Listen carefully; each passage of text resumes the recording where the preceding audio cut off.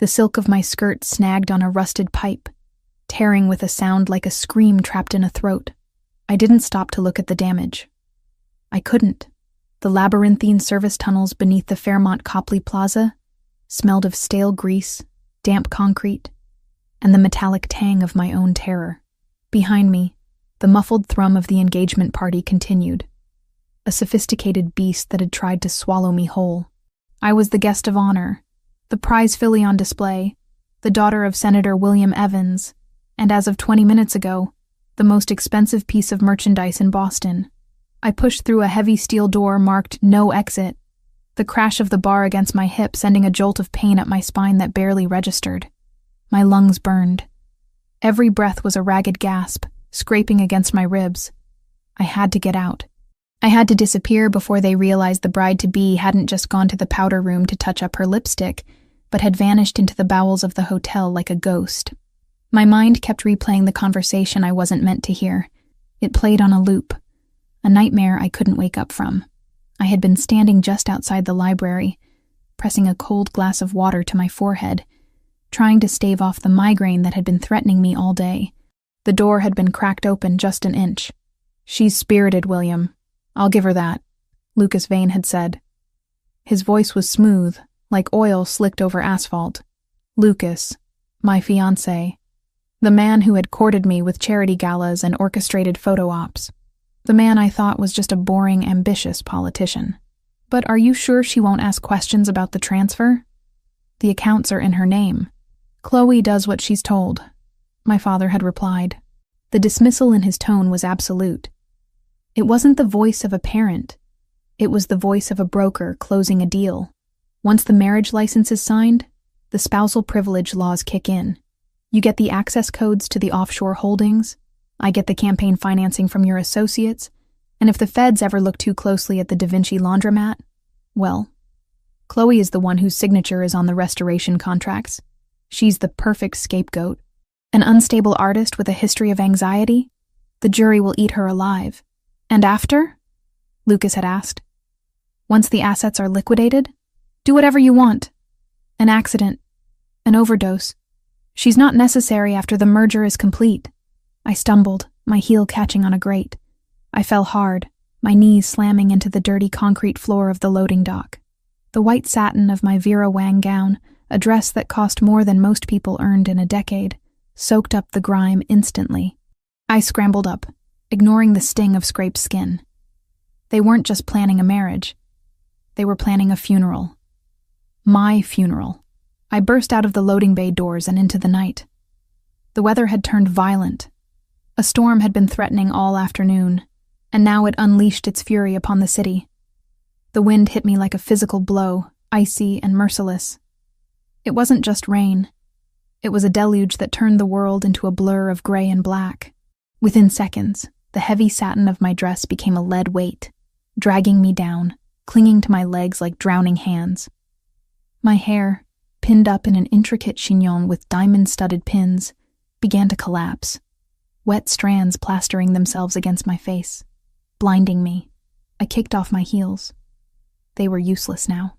I ran barefoot onto the asphalt, the rough surface biting into my soles, but the pain was grounding. It was real. The champagne-soaked lie back in the ballroom was the dream.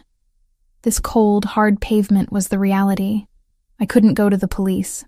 My father controlled half the precinct, and Lucas owned the other half. I couldn't go to my apartment. It would be the first place they looked. I had no phone, no wallet, no ID. Everything was in the clutch I had left at the table. I was a ghost in a wedding dress, sprinting through the back alleys of Boston with nothing but the adrenaline pumping through my veins. Headlights swept across the brick wall to my left. Panic, sharp and electric, surged through me.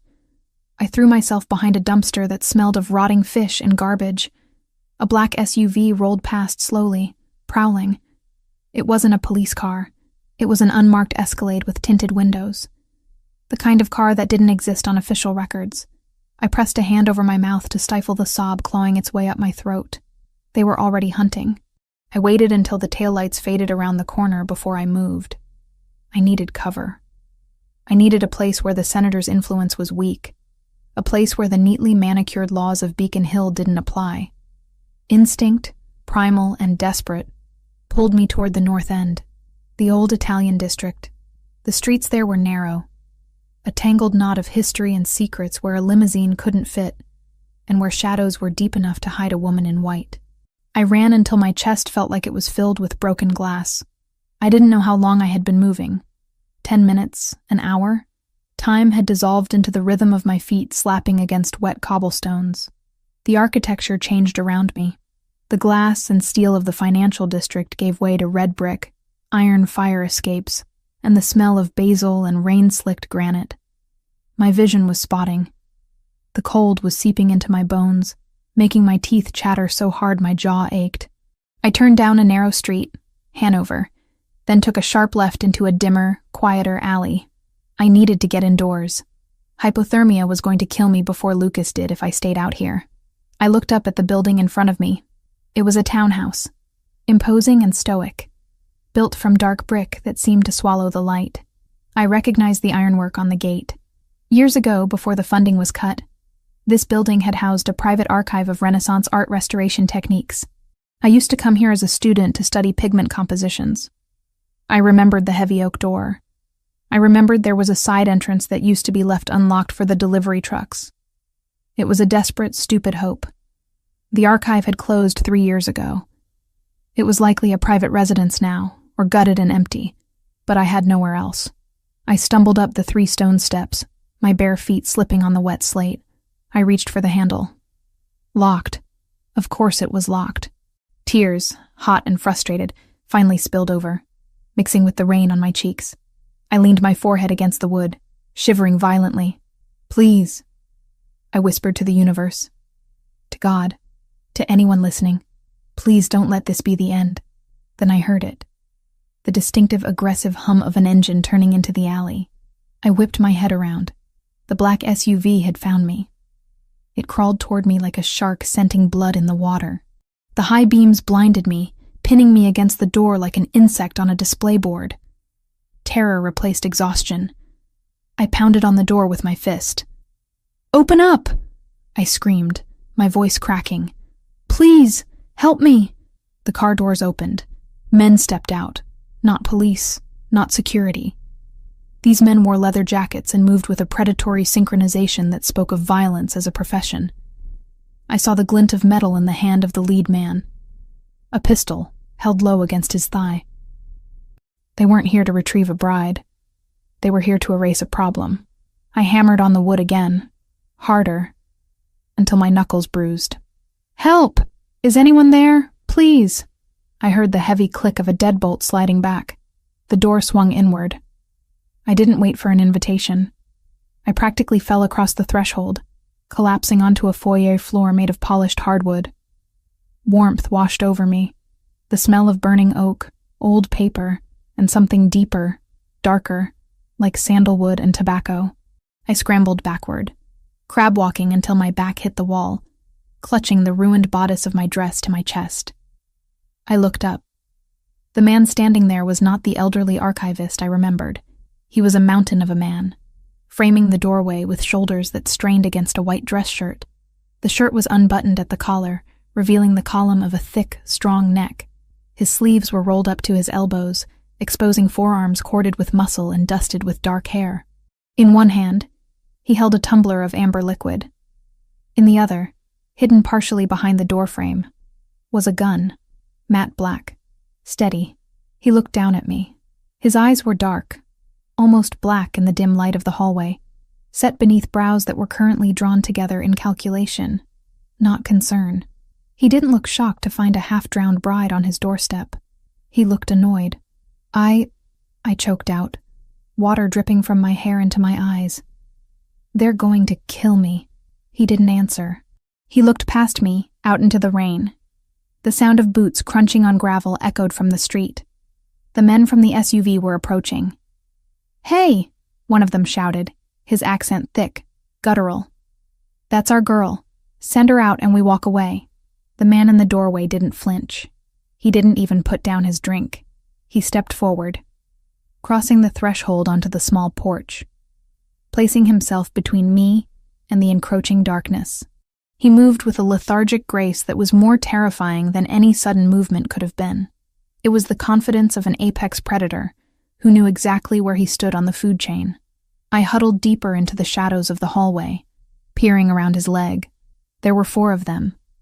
They looked big, mean, and ready to tear this house apart. "You're lost," the man in the doorway said. His voice was a low rumble, a baritone that vibrated through the floorboards and into my shivering body. It wasn't a question. "We're not lost, pal," the leader of the mercenaries sneered, stepping into the halo of the porch light. He raised his gun slightly. "We're cleaning up a mess. The girl belongs to Senator Evans.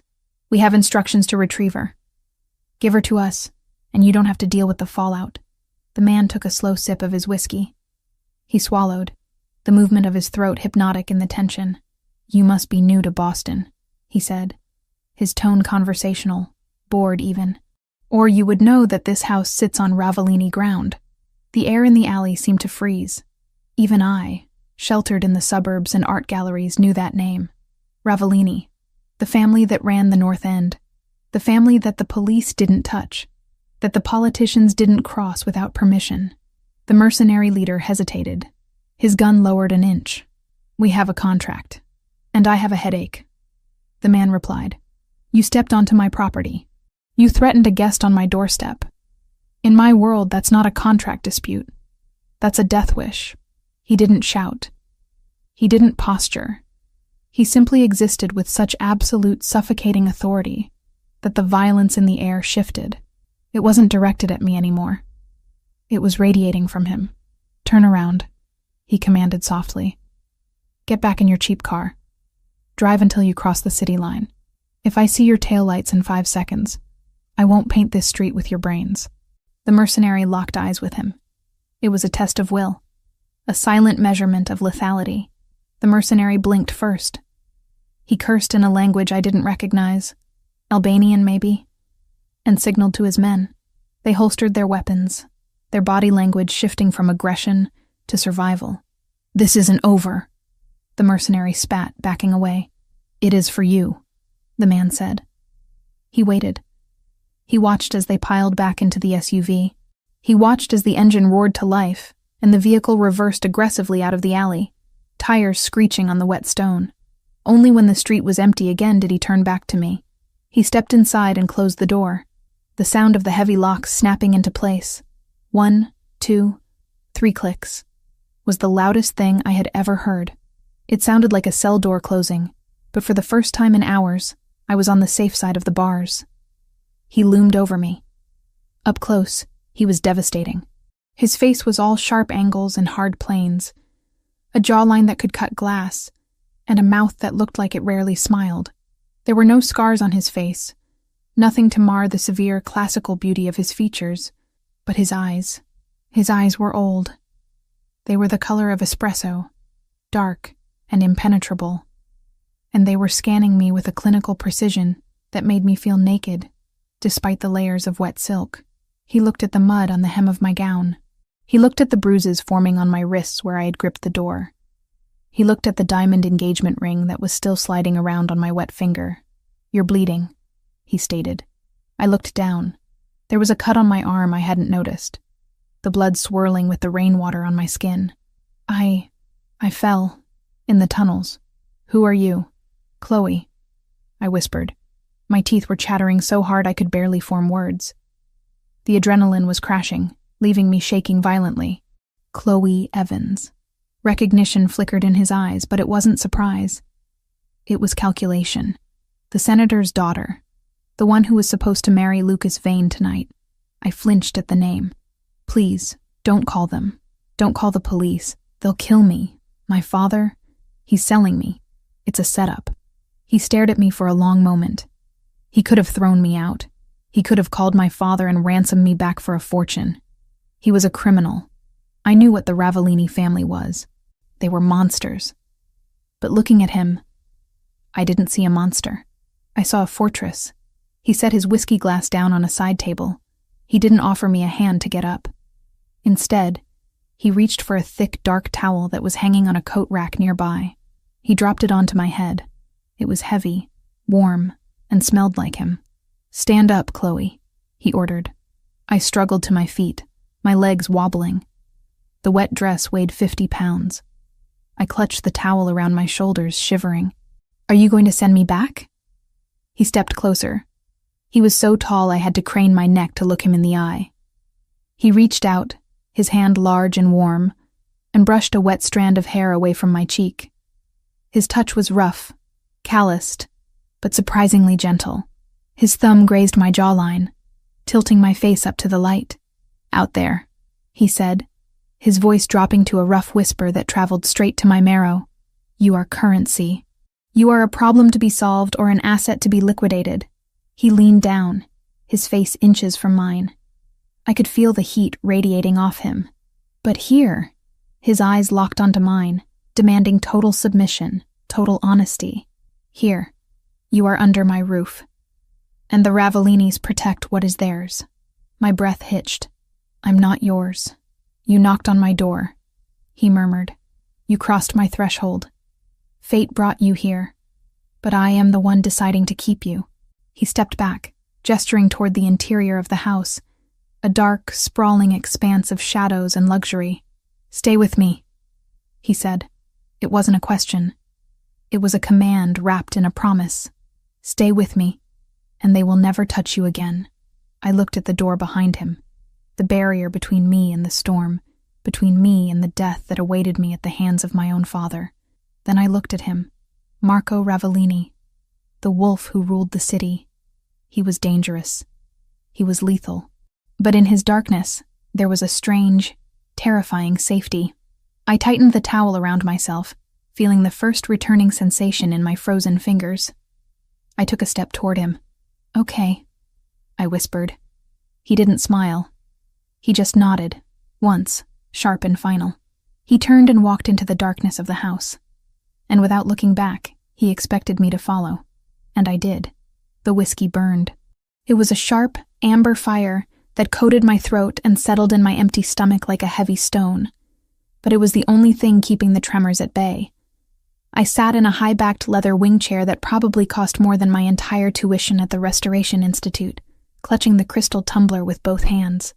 The library of the townhouse was vast, a cathedral of dark mahogany and shadows, illuminated only by the dying embers in the fireplace and a single brass lamp on the desk.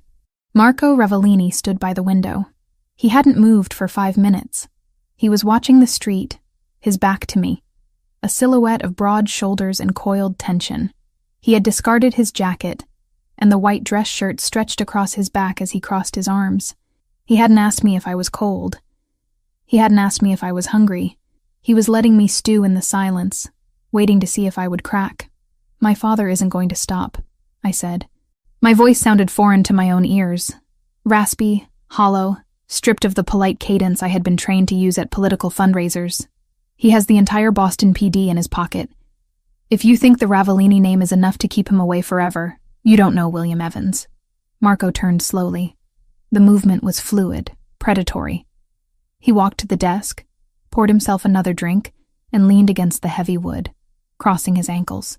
He looked at me over the rim of his glass, his dark eyes unreadable. "I know your father, Chloe," he said, his voice a low rumble that seemed to vibrate through the floorboards. "I know he votes against organized crime bills in public and takes kickbacks from the Albanian mob in private. I know he's desperate, but desperation makes men sloppy. And tonight, he was very sloppy." He set the glass down with a sharp clink. "But I don't run a charity for runaway brides," he continued, his tone hardening. "You brought heat to my doorstep.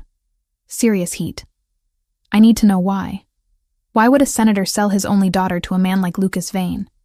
What is so important that he would risk a federal kidnapping charge to get you back?" I took another sip of whiskey, the alcohol finally numbing the stinging scrape on my knee. I looked around the room, my eyes landing on a painting hanging above the mantel. It was a portrait of a merchant, styled in the Dutch Golden Age tradition. The light, the shadow, the texture of the velvet coat. It was masterful. "That Vermeer," I said, pointing a trembling finger at the canvas. Marco glanced at it, a flicker of surprise breaking his stoic mask. "What about it?" "It's a fake," I stated flatly. He raised an eyebrow. I paid $3 million for that at a private auction in Zurich. It has papers of authentication from the Rijksmuseum.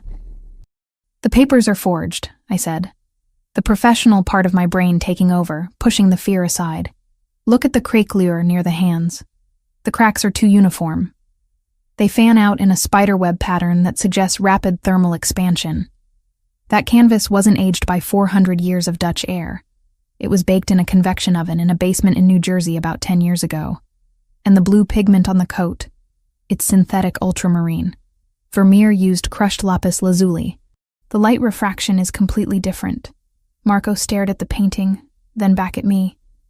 A corner of his mouth ticked up. It wasn't a smile, not really. It was an acknowledgement. Go on, he said. That's what I do, I told him, meeting his gaze. I'm a restorer. I specialize in provenance and layer analysis. My father, he owns a gallery. The Evans Collection. It's a front. For years he's been having me restore works of art. He brings me pieces, tells me they need cleaning or relining. I didn't ask questions. I was just happy he was paying attention to me, happy to be useful. I swallowed hard, the bile rising in my throat. I wasn't restoring them, Marco. I was preparing them.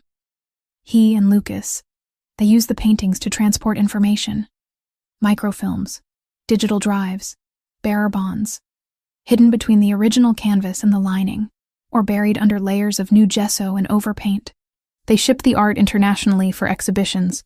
It bypasses customs. No one scans a 16th century masterpiece for data smuggling. Marco went still. The air in the room shifted, becoming heavier, charged with a sudden, lethal intensity. He understood. He wasn't just a thug with a gun. He was a strategist. He saw the board. And tonight? He asked softly. I overheard them. I whispered. I wasn't supposed to be there. They were discussing the merger. My marriage to Lucas wasn't about politics. It was about consolidating the assets. Once I signed the marriage license, spousal privilege would prevent me from testifying if the feds ever found out. And once the transfer was complete, once the Da Vinci project was fully laundered, you become a loose end, Marco finished. They were going to kill me, I said, the words tasting like ash. An overdose. An accident. It didn't matter. I was just the packaging for the deal. Marco pushed off the desk and walked toward me. He stopped inches from my chair, invading my space, forcing me to look up at him. He didn't touch me, but his presence was overwhelming. He smelled of rain and violence. Do you know which paintings? He asked. I know all of them, I said, my voice gaining strength. I know the chemical composition of the solvents needed to strip the layers without destroying the evidence. I know the shipping schedules. I know where the bodies are buried, Marco, because I'm the one who unwittingly dug the graves. I stood up. My legs were shaky, but I locked my knees. I wouldn't cower. Not anymore. I was done being a victim. You want to hurt Lucas Vane? I asked. You want to cripple my father's operation? I can give you the map. I can decode every single piece of art they have. And what do you want in return? I want to live, I said. And I want to burn their world down. Marco studied me for a long moment. He looked at my ruined dress, my wet hair, the fire in my eyes that mirrored his own. He reached out and took the empty glass from my hand, setting it aside on a bookshelf. Deal, he said. There was no contract, no handshake, just that single word, heavy with obligation. Pack your things, he said, turning toward the door. Then he paused. Wait, you don't have things. We're leaving. Now. Leaving? I asked, panic flaring again. Where? This townhouse is burned, Marco explained, checking the magazine of his pistol before sliding it back into his holster. Your father knows you're in the North End. He won't strike tonight because he's scared of a war. But by morning, he'll have a judge sign a warrant. We're going to the main estate, my territory, the only place in Massachusetts where a senator's badge means nothing. He didn't grab my arm. He didn't push me. He opened the door and waited. It was a choice. I could walk out into the rain and take my chances, or I could walk with him into the belly of the beast. I walked with him. The drive was a blur of rain-streaked windows and silence. We took a different car, a heavy armored sedan that felt more like a tank than a luxury vehicle. Marco drove with one hand on the wheel, his eyes constantly checking the mirrors. He didn't turn on the radio. He didn't try to make small talk. I sat in the passenger seat, watching the city fade away. The skyscrapers of Boston gave way to the winding, dark roads of the North Shore. I should have been terrified. I was sitting next to the capo of the Ravellini crime family, a man rumored to have killed people with his bare hands. But looking at his profile in the dashboard lights, the sharp nose, the set jaw, the focus, I felt a strange, jarring sense of calm. For the first time in my life, the person beside me wasn't trying to manipulate me. He was just guarding the perimeter. We pulled up to iron gates that were easily 12 feet high. They swung open automatically as the car approached, revealing a long, winding driveway lined with ancient oaks. The Ravellini estate wasn't a house. It was a fortress masked as a mansion. Stone walls, slate roof, security cameras blinking red in the darkness of the trees. Marco parked in front of the main entrance. Men in dark suits materialized from the shadows before the engine even cut out. They weren't the disorganized thugs my father hired. These men were disciplined. They nodded to Marco with deference. "Boss," one of them said, opening Marco's door. He glanced at me, his expression impassive. "Is this the package?" Marco stepped out and walked around to my side. He opened my door before I could reach the handle. "She is not a package, Dante. She is a guest. Alert the perimeter team. We go to condition red. No one enters or leaves without my direct verbal authorization. If you see a badge, you lock the gates. If they try to breach, you hold the line." "Understood," Dante said, his eyes widening slightly at the escalation. Marco led me inside. The foyer was breathtaking. Black and white marble floors, a double staircase, a chandelier that looked like a cascade of frozen tears. But I didn't have time to admire the architecture. "The kitchen is through there," Marco said, pointing. "Get some food. Real food, not those canapes you were starving on." "Then go to the study. Second door on the left." "I'm not hungry," I lied. "You're running on adrenaline and whiskey," he corrected me. "You eat. That's an order. I need you sharp, not fainting." He didn't wait for an argument. He turned and marched up the stairs, barking orders into a cell phone he had pulled from his pocket. 20 minutes later, I walked into the study. I had forced down a sandwich made by a silent, efficient housekeeper, and the sugar from the bread was finally clearing the fog in my brain. The study was the nerve center of the house. Screens covered one wall, displaying security feeds and stock market tickers. Marco was there, standing in front of a massive flat-screen television tuned to a national news network. He had changed his shirt, putting on a fresh black button-down, but he hadn't rolled down the sleeves. "Look at this," he said, his voice dangerously quiet. I looked at the screen. My stomach dropped. It was a press conference. My father, Senator Evans, was standing at a podium, looking disheveled and distraught. A perfect performance. Lucas Vane stood beside him, looking grim and supportive. "My daughter, Chloe, has been struggling with severe mental health issues for some time," my father was saying, wiping a non-existent tear from his eye. "The stress of the wedding. It caused a psychotic break. We believe she has been lured away by a dangerous criminal element who is taking advantage of her fragile state. She is not herself.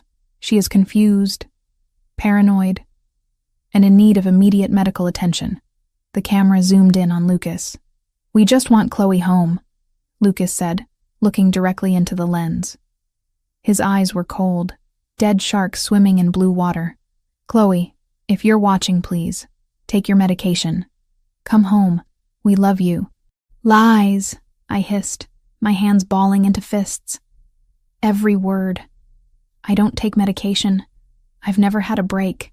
"They're setting the narrative," Marco said. "They're delegitimizing anything you say before you even say it. If you go to the press now, you're just the crazy girl ranting about conspiracies."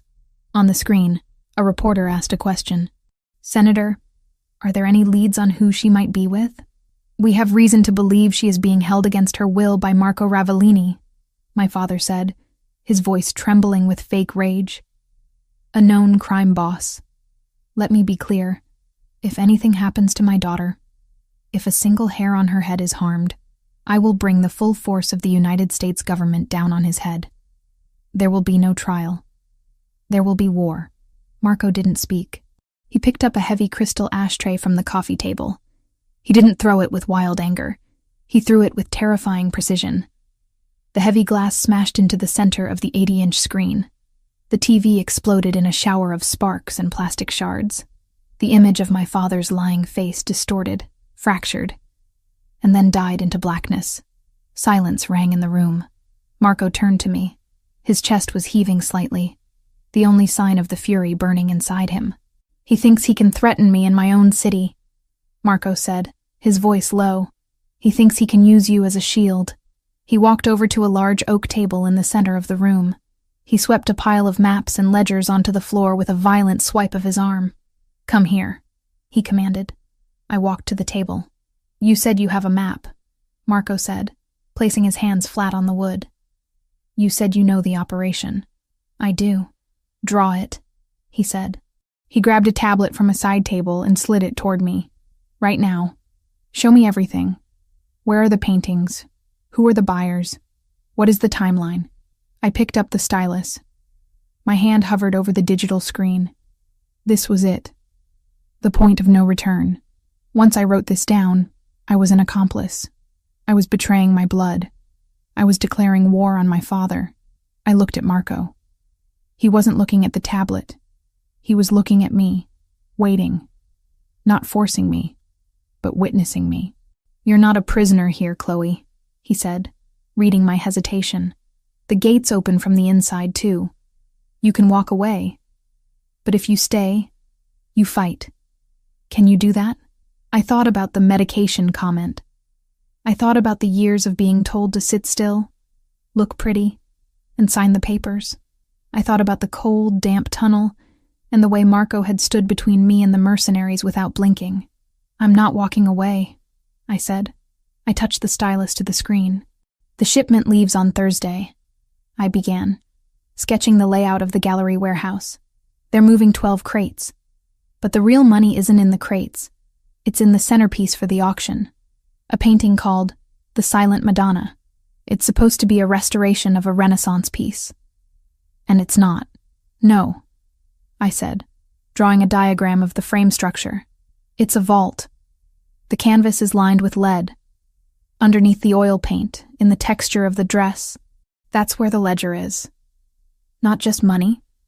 Names, agents, judges, everyone on Lucas's payroll." Marco watched the lines appear on the screen, his mind working as fast as mine.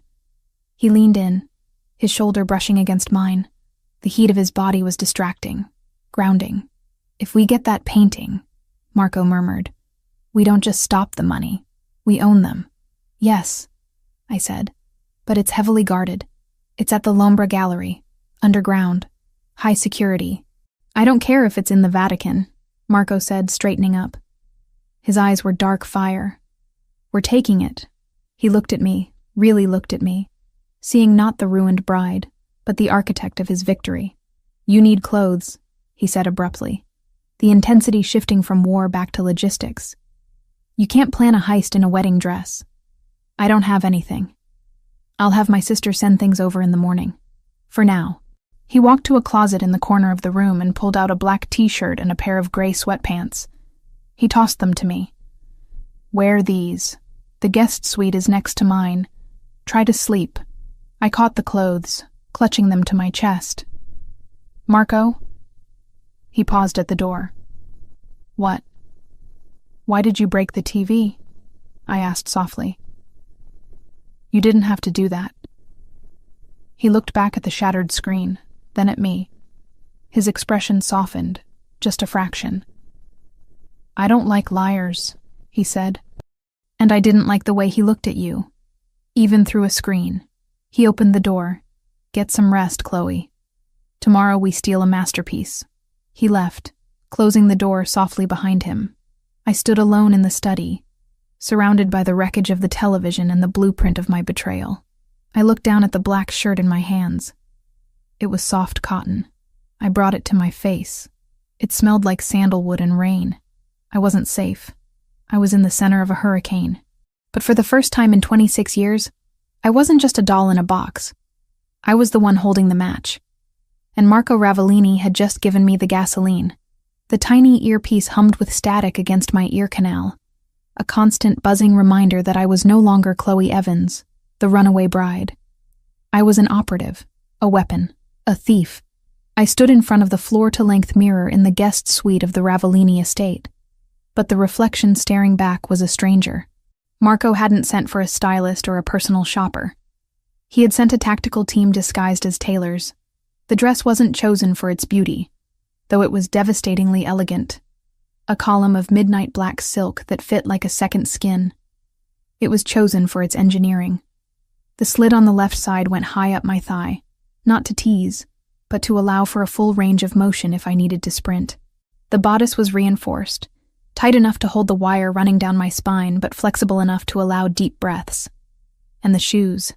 They looked like jagged stilettos, weapons in their own right, but the soles were lined with a red, grippy rubber compound usually found on combat boots. "Turn around!" Marco's voice came from the doorway. I spun, my heart doing a traitorous double tap against my ribs. He was leaning against the doorframe, dressed in a tuxedo that cost more than the gallery we were about to rob. The black tie hung loose around his neck, yet to be knotted. He looked lethal. Civilized, yes, like a panther in a diamond collar, but lethal nonetheless. "The wire is visible near the neckline," he noted, pushing off the frame and walking toward me. He didn't ask for permission. He stepped into my personal space, the scent of sandalwood and gun oil enveloping me instantly. His large, warm hands brushed against the bare skin of my neck, sending goosebumps cascading down my arms. He tucked the thin wire beneath the silk strap, his fingers lingering for a fraction of a second longer than necessary on my pulse point. "Your heart is racing," he murmured, his voice low and rough, vibrating through my chest. "I'm about to rob my father," I whispered, meeting his dark gaze in the mirror, and infiltrate a room full of people who think I'm currently having a psychotic break in a padded cell. "You aren't robbing him," Marco corrected, his eyes locking onto mine in the glass. "You are reclaiming what was stolen. And you aren't Chloe Evans tonight. You are Elena Koval, a private equity investor from Zurich, with a taste for religious iconography and a mute husband. You're not going to talk? My accent is too distinct," Marco said, finally tying his tie with efficient, sharp movements. "In Boston, a Ravellini voice opens doors, but it also triggers alarms. Tonight, I am merely the muscle and the wallet. You are the face." He turned me around to face him, his hands settling heavily on my waist. The heat of his palms seeped through the silk, branding me. "Listen to me, Tesoro," he commanded, his intensity stripping the air from the room. "We are walking into the lion's den. L'Ombra isn't just a gallery, it's a bunker for the corrupt. Lucas will be there. Your father might be there. If you freeze, we die. If you panic, we die. You need to turn off the part of you that is a daughter and turn on the part of you that survived the tunnels." "I can do it," I said, though my voice trembled slightly. "I know you can," he said. He reached into his jacket pocket and pulled out a small, sleek object. A UV flashlight, no bigger than a lipstick tube. He pressed it into my hand. "Find the painting. Verify the lead lining. Signal the team. Then get behind me." He offered me his arm. "Shall we go to the ball, Cinderella?" The drive to the financial district was silent. We didn't take the armored tank this time. We took a sleek, silver Aston Martin that blended in with the excess of the event. L'Ombra was located in the sub-basement of a skyscraper that housed 3 hedge funds and a law firm specializing in acquittals for the guilty. The elevator ride down was a descent into a different world. The doors slid open to reveal a cavernous space of polished concrete, exposed industrial pipes painted gold, and walls lined with art that was meant to intimidate rather than inspire. The lighting was low, amber and moody, designed to make the jewelry of the guests sparkle and to hide the flaws in the merchandise. "Stay close." Marco breathed into my ear, his arm tightening around my waist. We stepped into the crowd. It was a sea of masks and malice. This was a masquerade auction, a convenient affectation that allowed the city's elite to indulge in their vices anonymously. I adjusted the black lace mask over my eyes, grateful for the barrier. The air smelled of expensive champagne, ozone, and the metallic tang of avarice. I scanned the room, my professional eye automatically cataloging the art on the walls. It was a graveyard of forgeries and stolen masterpieces. To my left, a Basquiat that had clearly been painted by an art student in a loft in Brooklyn. To my right, a legitimate Roman bust that had been reported stolen from a dig site in Italy 4 years ago. Focus. Marco's voice crackled in my ear, though he was standing right beside me. Target is on the north wall. We moved through the throngs of people. A judge I recognized from the nightly news nodded at us. A tech billionaire raised a glass. They saw the tuxedo and the dress, the posture of arrogance, and accepted us as one of their own. It was sickening. Then I saw it. The silent Madonna. It was displayed on a standalone easel in the center of a velvet-roped area, bathed in a focused spotlight. It was grotesque. Not the painting itself. It was a technically proficient imitation of a Raphael Madonna. But the context. The face of the Madonna was serene, her hands clasped in prayer, but the texture was wrong. Even from 10 feet away, I could see the unnatural heaviness of the canvas. It didn't drape. It stood rigid. "It's here," I whispered, barely moving my lips. "We need to get closer," Marco replied. "I need you to verify the lining before we cut. If we slice into a decoy, the alarms trip silently and the doors seal." We began to move toward the ropes, but the crowd parted suddenly, creating a wide berth. My blood turned to ice. Lucas Vane was walking toward the exhibit. He wasn't wearing a mask. He didn't need to. His arrogance was his disguise. He looked impeccable in a midnight blue tuxedo, a glass of scotch in one hand, his other hand resting possessively on the shoulder of a young, terrified-looking intern who was holding a catalog. "Ladies and gentlemen," Lucas announced, his voice smooth and projecting easily over the murmur of the room. "Thank you for joining us for the highlight of the evening, the Silent Madonna, a piece that represents purity, sacrifice, and silence." He laughed at his own joke. The room tittered nervously. I stopped walking. My breath hitched. He was right there, 20 feet away. The man who had planned my death. The man who had looked me in the eye and told me he loved me while signing off on my murder. "Chloe." Marco's voice was a sharp command in my ear. "Don't look at his face. Look at his tie. Look at his shoes. He is just a target. He is prey." Marco's hand slid from my waist to the small of my back, his thumb pressing hard into my spine, grounding me. The pain was sharp and necessary. It pulled me back from the precipice of panic. "I'm okay," I breathed. "He's distracted," Marco noted. "He's preening. Move to the left flank. Use the sculpture for cover." We drifted to the side, slipping behind a massive, abstract bronze sculpture that looked like twisted wreckage. From this angle, we were in the shadows, just outside the direct line of sight of Lucas's security detail. 2 men standing by the pillars, looking bored. "Now," Marco said, "I'm going to create an opening. When the glass breaks, you move. You have 3 seconds to check the canvas with the UV. Do not hesitate. What are you going to do? Something clumsy." Marco detached himself from me. He moved toward a waiter carrying a tower of champagne flutes. He didn't shove the man. That would be too obvious. He simply extended his foot. A subtle, calculated trip at the exact moment the waiter turned. The result was spectacular. The waiter stumbled, the tray tipped, and 50 crystal flutes crashed onto the polished concrete floor with the sound of a shattering chandelier. The noise was deafening in the hushed gallery. Champagne sprayed onto the gown of a senator's wife. People gasped, shouted, and surged backward to avoid the glass. The security guards turned their heads.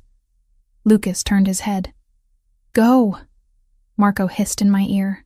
I moved. I didn't run. I glided, crossing the distance to the velvet rope in 2 long strides. I ducked under the rope.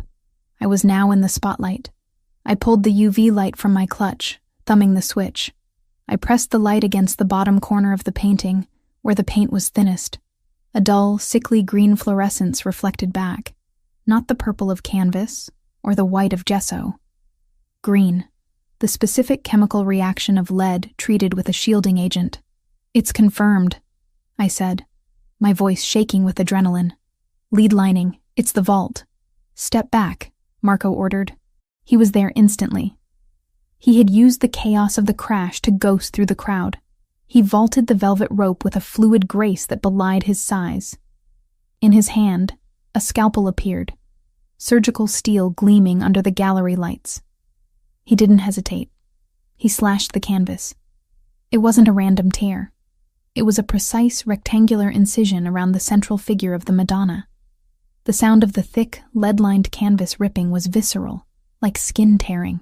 A collective gasp went up from the room. "He's destroying it!" someone screamed. "Security!" Lucas roared, his composure shattering. Marco ripped the center of the painting free.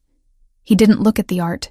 He looked at what fell out from behind the lead sheet, a thin, flat packet wrapped in mylar. He snatched it up and shoved it into his jacket pocket. "Move." Marco grabbed my hand. The spell broke. The security guards drew their weapons, tasers and batons. Guns were too risky in a crowd of donors, and charged. "Kitchen!" Marco shouted, pulling me toward the service doors to the right of the exhibit. We sprinted. My heels slammed against the concrete, the red grip soles doing their job. We hit the double swinging doors of the kitchen just as the first taser prong whizzed past my ear, embedding itself in the doorframe with a spark. The kitchen was a labyrinth of stainless steel, steam, and shouting chefs. We burst through, startling a line of cooks plating appetizers. "Out of the way!" Marco roared, his voice booming over the clatter of pots. We wove through the prep stations. The exit was at the far end, past the dishwashing pit. But as we rounded the corner, the rear exit door burst open. 2 men in suits blocked the way. These weren't gallery security. These were professionals. Evan's personal detail. "Nowhere to go, Ravellini," the larger one snarled, snapping an extendable baton. Marco didn't slow down. He didn't even pause to negotiate. He released my hand. "Get the door code," he ordered me. "I'll handle the trash." I scrambled toward the keypad next to the locked loading dock door. The red light blinked mockingly. I needed a 4-digit PIN. Behind me, the sound of violence erupted. It wasn't the cinematic fighting of movies. It was brutal, ugly, and fast. I heard the crack of bone, the wet thud of a fist hitting a kidney. I glanced back for a second. Marco had ducked under the baton swing, trapped the man's arm, and used the man's own momentum to drive his face into the stainless steel counter. The man crumpled. The second guard lunged at Marco with a knife. "The code, Chloe." Marco grunted, dodging the blade by an inch. "Think, what does your father love?" My mind raced. My birthday? No, he barely remembered it. His anniversary? No. The date he was elected? Too public. Then I remembered the painting. The fake Vermeer. The date on the fake authentication papers. 1665. I punched it in. 1 to 6 to 6 to 5. Electronic buzz. Access denied. "Wrong code," I screamed. Marco caught the knife hand, twisting the guard's wrist until I heard a sickening snap. The guard screamed, dropping the weapon. Marco kicked him in the chest, sending him flying into a rack of drying pots. "Try again," Marco yelled, backing toward me, breathing hard but uninjured. "Think like him. What is his password for everything?" I closed my eyes, visualizing my father's office, his safe, his ego. It wasn't a date. It was a number. The number of votes he won by in his first landslide victory. The number he bragged about at every dinner party. 2412. I keyed it in. The light turned green. The heavy hydraulic lock hissed. "Got it." I shoved the door open. Rain and cold night air blasted into the hot kitchen. We spilled out onto the loading dock. The alley was dark, slick with oil and water. "Where's the car?" I gasped, looking around. The Aston Martin was parked blocks away. We couldn't go back to the front. "There!" Marco pointed to a nondescript gray sedan idling halfway down the alley. "Plan B." We ran for it. But the back door of the kitchen slammed open again. Lucas Vane stood there. He wasn't holding a drink anymore. He was holding a gun. A silver revolver that looked too large for his manicured hand. "Chloe!" he screamed, his voice cracking with rage. "You ungrateful bitch!" He raised the gun. Marco didn't dive for cover. He stepped in front of me, shielding my body with his own. He raised his own weapon, the Beretta he had pulled from his waistband. Lucas fired. The shot went wild, sparking off the brick wall 3 feet to our left. He was panicking. He wasn't a shooter. He was a politician. Marco didn't miss. He fired 2 shots. Not to kill. Too much paperwork. Too much heat for a public figure. He shot the ground in front of Lucas, sending shards of concrete flying into his shins, and then he shot the light fixture above the door, plunging the dock into darkness. "Car! Now!" Marco shoved me toward the driver's side of the gray sedan. "Me?" I yelled. "I need to cover the rear. You drive." I didn't argue. I threw myself into the driver's seat. The keys were already in the ignition. I twisted them, and the engine roared to life. It was a sleeper car, shabby on the outside, modified racing engine on the inside. Marco dove into the passenger seat just as I slammed the gear shift into drive. "Go! Go! Go!" I floored it. The tires spun on the wet asphalt, smoking, then caught traction. The car fishtailed violently, missing a dumpster by inches, and shot out of the alley onto the main street. "Left," Marco shouted, checking the side mirror. "We have company." I glanced at the rearview mirror. 2 black SUVs were peeling out of the garage exit behind us. The mercenaries. "Hold on," I gritted out. I took the corner onto Congress Street at 60 miles an hour. The back of the car swung out, drifting. I steered into the skid, correcting with a reflex I hadn't used since the defensive driving course my father made me take, after a kidnapping scare when I was 12. "They're gaining," Marco said calmly. He rolled down his window. The wind and rain whipped into the cabin. He leaned out, bracing his arms on the door frame, the Beretta steady in his grip. Bang, bang, bang. The shots were deafening inside the car.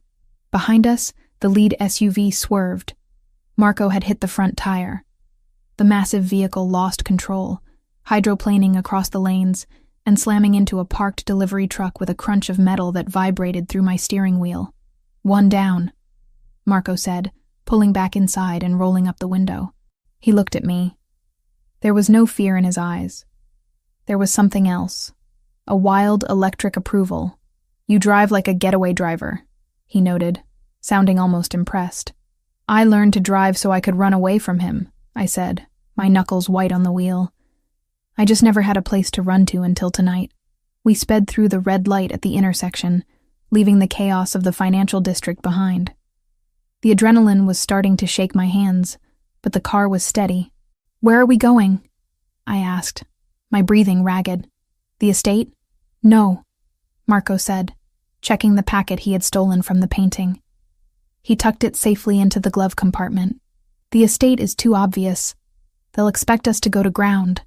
We're going to the safe house in the Berkshires. It's off the grid. No cameras, no satellite linkage." He reached over and placed his hand on my thigh, his thumb rubbing soothing circles against the tense muscle. The touch was grounding, pulling me back from the edge of hysteria. "You did good, Chloe," he said quietly. "You didn't freeze." "I wanted to," I admitted. "When I saw him, when I saw Lucas, I wanted to throw up." "But you didn't," Marco said. "You acted. That's the difference between a victim and a survivor." I looked at him for a split second, before turning my eyes back to the rain-slicked road. He was right. I had walked into the lion's den. I had looked the monster in the face, and I had stolen his prize. "The painting?" I asked. "What's in the packet?" Marco opened the glove box and pulled out the mylar envelope. He ripped it open. Inside wasn't money. It wasn't a ledger. It was a stack of transparent films, microdots. "It's not just names," Marco said, holding one up to the passing streetlights. "These are schematics, blueprints." "For what?" "For a building," Marco said, his voice turning ice cold. "A federal building. Chloe, they aren't just laundering money. They're selling infrastructure vulnerabilities to foreign cells. This isn't corruption. This is treason." The weight of what we had just done settled over us. We hadn't just robbed a gallery. We had just intercepted an act of war. They won't stop hunting us now, I whispered. They can't. Good, Marco said, racking the slide of his empty gun to reload a fresh magazine. Because I'm tired of running. He looked at me, his eyes dark and promising violence. Let them come, he said. We'll be waiting. I pressed the accelerator harder, the engine growling in response. The city lights faded into the rearview mirror, replaced by the encroaching darkness of the highway. I wasn't the senator's daughter anymore. I wasn't the runaway bride. I was the driver of the getaway car, and for the first time in my life, I was choosing the direction. The gray sedan crunched over gravel and dead leaves, the headlights cutting through the relentless curtain of rain that had followed us all the way from Boston to the Berkshires. We were miles from civilization, deep in a forest that felt ancient and indifferent to the violence we had just escaped. The safe house wasn't a cabin. It was a bunker dressed up in cedar and stone, squatting low against the earth as if trying to hide from the sky itself. Marco killed the engine. The silence that followed was heavy, ringing in my ears after hours of the roaring engine and the phantom echo of gunshots. We're clear, he said, his voice rougher than usual. I looked over at him in the dim light of the dashboard. He was gripping the steering wheel so hard his knuckles were white. But it wasn't anger. It was pain. His left arm was held rigid against his side, and a dark stain was spreading across the sleeve of his tuxedo jacket, turning the expensive fabric slick and black. You're losing blood, I said, my voice snapping into the clinical tone I used when assessing a damaged canvas. Panic was a luxury I couldn't afford, not when the only thing standing between me and a shallow grave was currently bleeding out in the driver's seat. It's a scratch, Marco grunted, opening his door. Grabbed the packet from the glove box. It's not a scratch, Marco. You took a knife meant for my throat. He didn't argue. He stepped out into the rain, moving with a stiff, guarded gait that terrified me more than if he had collapsed. Marco Ravellini was a force of nature. Seeing him vulnerable felt like watching a mountain crack. I grabbed the stolen microdots, shoved them into my pocket, and followed him. The interior of the house was cold, smelling of stale air and pine. Marco punched a code into a keypad by the door, and the security lights flickered on, revealing a space that was utilitarian and stark. Leather furniture, bare walls, a kitchen that looked like it had never been used. There were no personal touches, no photos, no life. This was a place people came to survive, not to live. Marco walked straight to the kitchen island and leaned heavily against the granite counter. He hissed a breath through his teeth, his face paling beneath the tan. First aid kit, I demanded, throwing my wet jacket onto a bar stool. Where is it? Bathroom. Under the sink, he managed to say, his eyes closing for a brief second. I ran. I didn't just walk. I sprinted to the bathroom, falling to my knees to wrench open the cabinet. It wasn't a standard drugstore kit. It was a trauma bag. Suture kits, coagulants, morphine, sterilized scalpels. The tools of his trade. I grabbed the bag and a bottle of rubbing alcohol and ran back. Marco had managed to peel off his jacket. His white dress shirt was ruined, the entire left sleeve saturated with blood. He was trying to undo the buttons with one hand, his fingers clumsy and shaking slightly. Stop, I ordered, moving into his space. Let me. He looked at me, his dark eyes hazy with pain but still sharp with that intense, unnerving focus. He dropped his hand. I stepped between his legs, my fingers working quickly to undo the buttons. I peeled the wet, bloody cotton away from his skin, wincing as the fabric stuck to the wound. The gash was ugly, a jagged slice running 4 inches down his bicep, deep enough that I could see the red rawness of the muscle beneath the subcutaneous layer. It was bleeding sluggishly now, but it was wide and angry. This needs stitches, I said, examining it with the same detachment I used for a torn Renaissance tapestry, and it needs to be cleaned. It's going to hurt. Do it, Marco said. He gripped the edge of the granite counter with his good hand, his biceps flexing as he braced himself. I washed my hands, snapped on a pair of latex gloves from the kit, and poured the alcohol over the wound. Marco didn't scream. He didn't even groan. His jaw clamped shut so hard I saw a muscle feather in his cheek, and a sharp intake of breath hissed through his nose. His body went rigid, hard as stone against my hip, but he didn't pull away. "Breathe," I whispered, dabbing the wound with sterile gauze. "You have to breathe, Marco." "I'm fine," he ground out. "You're a terrible liar." I threaded the suture needle. My hands, which had been trembling on the steering wheel an hour ago, were now perfectly steady.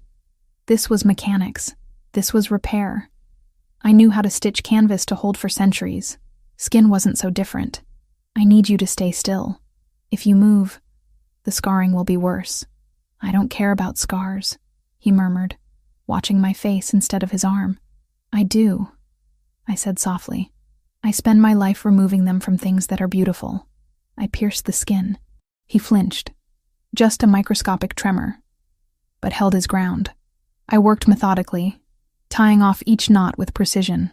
The silence in the room was intimate, heavy with the sound of the rain drumming on the roof and our synchronized breathing. "Why do you do this?" I asked, needing to fill the silence, needing to distract him from the needle sliding through his flesh. "The crime, the violence. You aren't like the thugs my father hires. You're educated. You have an eye for art. You could have been anything." Marco watched my hands. "I wasn't the heir," he said, his voice straining as I tightened a stitch. "My brother, Santino, he was the golden child. He was being groomed to take over, to legitimize the family. I was the spare. I went to university. I studied architecture." I looked up, surprised. "Architecture?" "I wanted to build things," he said, a ghost of a smile touching his lips, bitter and fleeting. "Structures that lasted. Things that couldn't be corrupted." "What happened?" "Santino was soft," Marco said, his face hardening. "He thought he could negotiate with wolves like the Albanians. He thought honor meant something to them. They killed him 6 years ago. My father, he broke. He couldn't lead. Someone had to step in. Someone had to burn the wolves to keep the pack safe. I tied off the final stitch and snipped the thread. So you became the monster to fight the monsters." "I became what was necessary," he corrected. He looked at the neat row of black sutures on his arm. "Just like you became the perfect daughter to survive the senator." I stripped off the gloves and threw them in the trash. I poured whiskey onto a clean cloth and wiped the blood from around the wound, my touch gentler now that the work was done. "I wasn't a daughter," I said, my voice quiet. "I was an asset, a portfolio. My father didn't see me. He saw a merger opportunity. He saw a way to hide his sins." Marco reached out with his good hand. He caught my chin, tilting my face up until I was forced to look at him. The intensity in his eyes burned away the cold of the room. "I see you," he said. The air left my lungs. It wasn't a line. It wasn't a manipulation. It was a fact, stated with the same absolute certainty he used when he ordered men to die. "You didn't flinch in the gallery," he murmured, his thumb brushing over my lower lip. "You drove through a firefight. You just sewed me up without shaking. You aren't an asset, Chloe. You're a weapon he didn't know how to wield." "Marco, he wanted to sell you," he growled, the anger vibrating in his chest. "He wanted to give you to a man like Lucas Vane, who would have broken you just to see the pieces shine. The thought of him touching you, of anyone touching you." He didn't finish the sentence. He didn't have to. He pulled me closer, his hand sliding into the wet hair at the nape of my neck. The distance between us vanished. The smell of him, antiseptic, blood, sandalwood, and raw male heat, flooded my senses. My hands found purchase on his bare chest. His skin was fever hot. I could feel the heavy, powerful beat of his heart against my palms. "I'm not afraid of you," I whispered, the realization crashing over me. I should have been. He was a killer. He was dangerous, but he was the only thing in the world that felt solid. "You should be," he said, his voice dropping to a rough whisper against my mouth. "Because once I kiss you, I'm never letting you go. There is no going back to the gallery, no going back to the life you knew. You stay with me, in the dark, in the blood, always. I don't want to go back," I breathed. "I want to stay." He didn't wait. He crushed his mouth to mine. It wasn't a gentle kiss. It was a claiming. It was a collision of two people who had been running on the edge of a cliff for too long and finally decided to jump. He tasted of whiskey and danger. His tongue swept into my mouth, demanding, taking, possessing. I made a sound in the back of my throat, a whimper of need that I hadn't known I was capable of making. My fingers curled into his shoulders. I pulled him closer, needing to eliminate every millimeter of space between us. He lifted me, effortlessly. Despite the wound, despite the blood loss, he hoisted me up onto the granite island. He stepped between my thighs, pressing his hips against mine, the hard ridge of his desire undeniable against the thin fabric of my sweatpants. Mia Regina. He groaned against my neck, his teeth grazing the sensitive skin there. My queen, you belong to me. Say it. I'm yours, I gasped, throwing my head back as his lips trailed fire down my throat. I'm yours, Marco. He stripped the shirt off me. The air was cold, but his hands were searing. He looked at my body, not with lust, but with reverence, like I was the masterpiece he had stolen, the only thing of value in a world of fakes. Beautiful, he breathed. Perfect. There was no fumbling, no awkwardness. It was primal. When he entered me, I felt it in my soul. It was a grounding, an anchoring. The storm outside raged, wind battering the windows, but in that kitchen, on that cold granite counter, I was burning.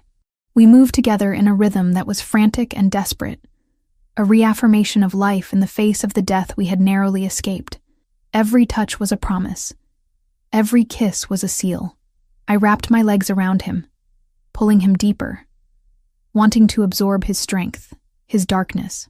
I wanted him to mark me, to change me, so that no matter what happened tomorrow, I would never be the same again. When the end came, it shattered me.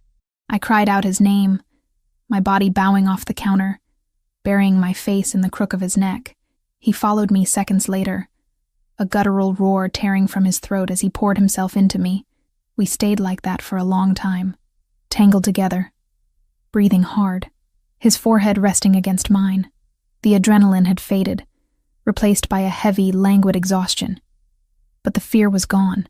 I wasn't alone anymore. Eventually, Marco pulled back.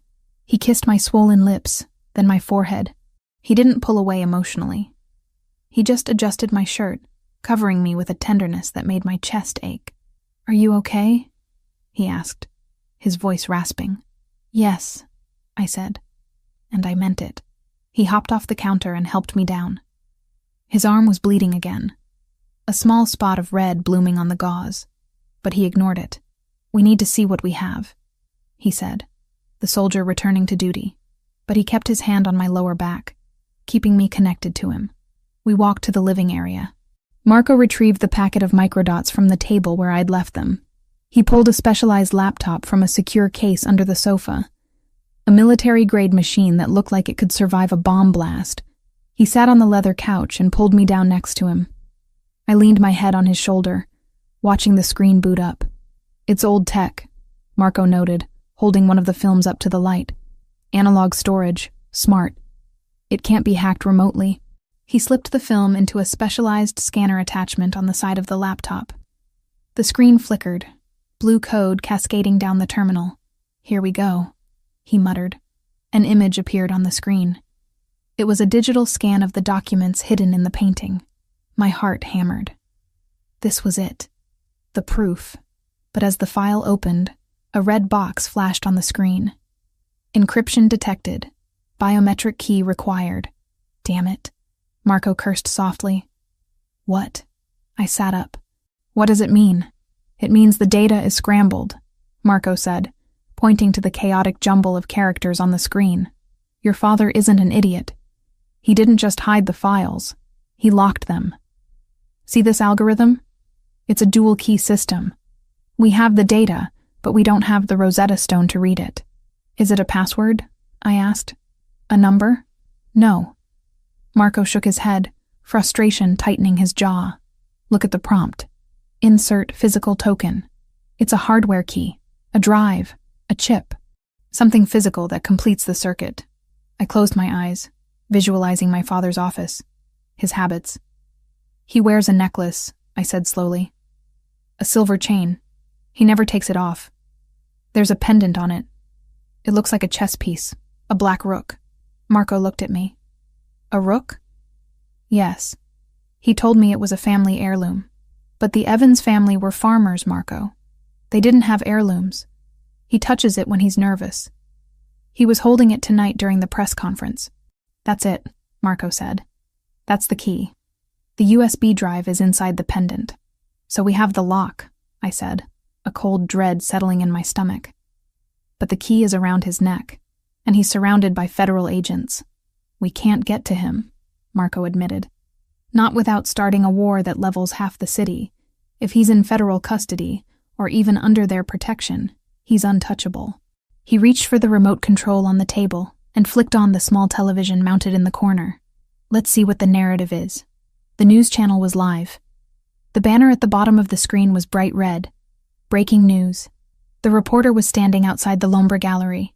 Police lights strobed in the background, painting the wet street in chaotic flashes of blue and red. Authorities have escalated the search for Chloe Evans, the reporter said, looking grave. Following a violent altercation at a downtown gallery tonight, police have issued a federal warrant. My breath hitched. A warrant for me? No, Marco said. Listen, police are seeking Marco Ravellini, the reporter continued. Not just for kidnapping, but now for acts of domestic terrorism. Sources say shots were fired and an explosive device was detonated inside the gallery. Explosive device? I gasped. You shot a light fixture. They're spinning it, Marco said, his face grim. But that's not the worst part. The screen cut to a new graphic. It was a photo of me. Not the polished socialite photo, but a grainy image from a security camera tonight. Me running from the gallery. Me holding a gun. Wait, I wasn't holding a gun. I was holding the UV light. But in the grainy footage, it looked like a pistol. Chloe Evans is now considered an armed accomplice, the reporter said. Her father, Senator Evans, has issued a plea for her safe return, stating she is being manipulated and drugged. However, the FBI has placed the Ravellini organization on the top of the domestic threat list. A federal manhunt is underway. Marco turned off the TV. The room plunged back into silence. They just designated me a terrorist, Marco said calmly. That means they can bypass due process. They can freeze my assets. They can raid the estate without a judge. They can shoot on sight. And they think I'm helping you, I whispered. You are helping me, he reminded me. He turned to me, taking my face in his hands. We have a problem, Chloe. We have the evidence that clears us and hangs them, but we can't read it without that chess piece. And the man wearing it is about to be the most guarded man in America. If we don't get that key, I said, we're dead. Yes. And if we try to take it by force, we're dead. Yes. I looked at the black screen of the laptop. I looked at the stitches on his arm. I felt the soreness in my own body, the imprint of him still on my skin. I wasn't the scared girl in the tunnel anymore.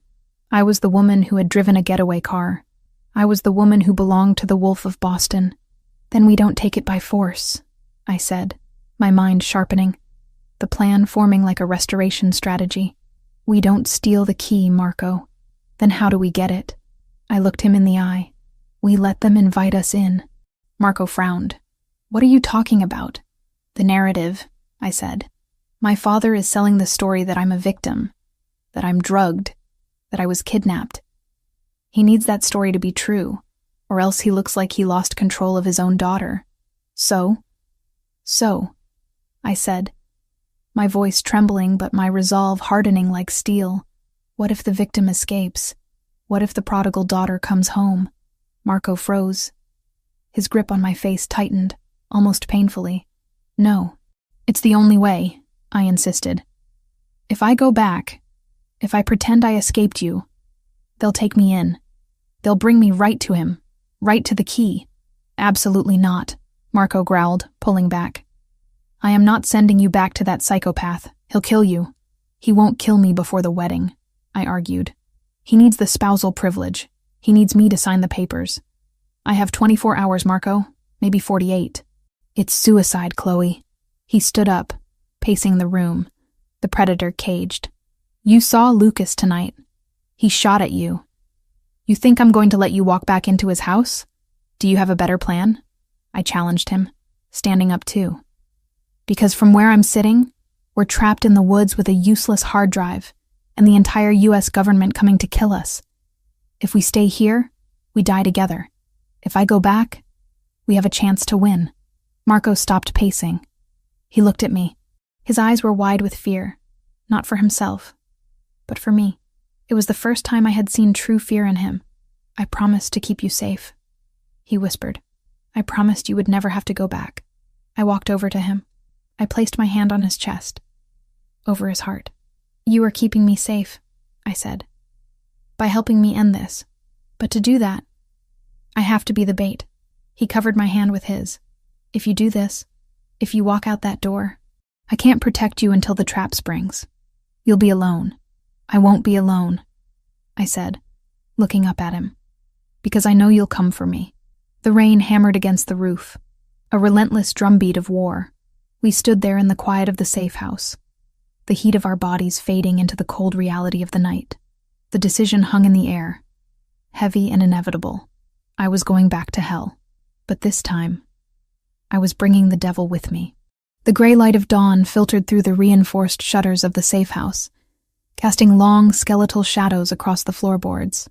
I woke up reaching for heat that wasn't there. The space beside me on the leather sofa was empty, the cushion cold to the touch. The only sound in the bunker was the hum of the air filtration system and the rhythmic tapping of keys. I sat up, pulling the thick wool blanket around my shoulders. My body ached, a dull, throbbing reminder of the adrenaline crash from the night before, compounded by a soreness that was entirely Marco's fault. I looked toward the kitchen island. Marco was standing by the security console, bathed in the blue glow of the monitors. He hadn't slept. He was still wearing the blood-stained dress pants from the gala, though he had discarded the ruined shirt. His torso was bare, wrapped in the fresh bandages I had applied, and the sight of his broad, scarred back, rigid with tension, sent a spike of anxiety straight through my chest. "What is it?" I asked, my voice raspy with sleep. He didn't turn around immediately. He stared at the screen for another second, his fingers hovering over the keyboard, before he finally swiveled to face me. His face was a mask of cold fury. "We have a problem," he said. I threw off the blanket and walked over to him, ignoring the chill in the air. On the monitor, the perimeter grid was lit up with red warning indicators. Thermal imaging showed heat signatures moving through the dense tree line surrounding the property. 6. No, 8 of them. "How?" I whispered. "You said this place was off the grid." "It is," Marco replied, his voice devoid of emotion. "No electronic footprint, no satellite linkage. The only people who knew about this location were my brother, who is dead, and the supplier who outfitted the panic room." "The supplier?" "Giavaro." Marco spat the name like a curse. "He provides weapons and safe houses to anyone with cash. I paid him a premium for exclusivity. It seems Lucas Vane paid him more." He reached under the counter and pulled out a heavy assault rifle, checking the chamber with a metallic clack that echoed in the silent room. He slid a fresh magazine into his Beretta and placed it on the counter, then looked at me. "Get to the bunker," he ordered. "There's a hatch in the pantry. It leads to a sub-basement with a separate air supply. Lock it from the inside. Do not open it until you hear my voice, specifically my voice. If anyone else tries to open it, you use the pistol I left down there." "No," I said. Marco froze. He looked at me, his eyes narrowing. "This isn't a discussion, Chloe. These aren't street thugs. They're moving in a tactical formation. They're here to liquidate the assets. That means me, and it means you." "Exactly," I countered, moving not toward the pantry, but toward the laundry room adjacent to the kitchen. "If they're a tactical team, they have thermite charges. They'll burn through a bunker hatch in 3 minutes. If you die up here, I die down there. I'm not hiding in a hole waiting to suffocate. Chloe, I'm not a soldier, Marco," I shouted, turning back to him. "I can't shoot a moving target at 50 yards. But I know chemistry, and I know this house is stocked with industrial cleaners because I saw them under the sink when I got the first aid kit. I kicked open the laundry room door. It was a small, narrow utility space. On the shelf sat rows of heavy plastic jugs. Bleach, ammonia-based glass cleaner, drain opener. "What are you doing?"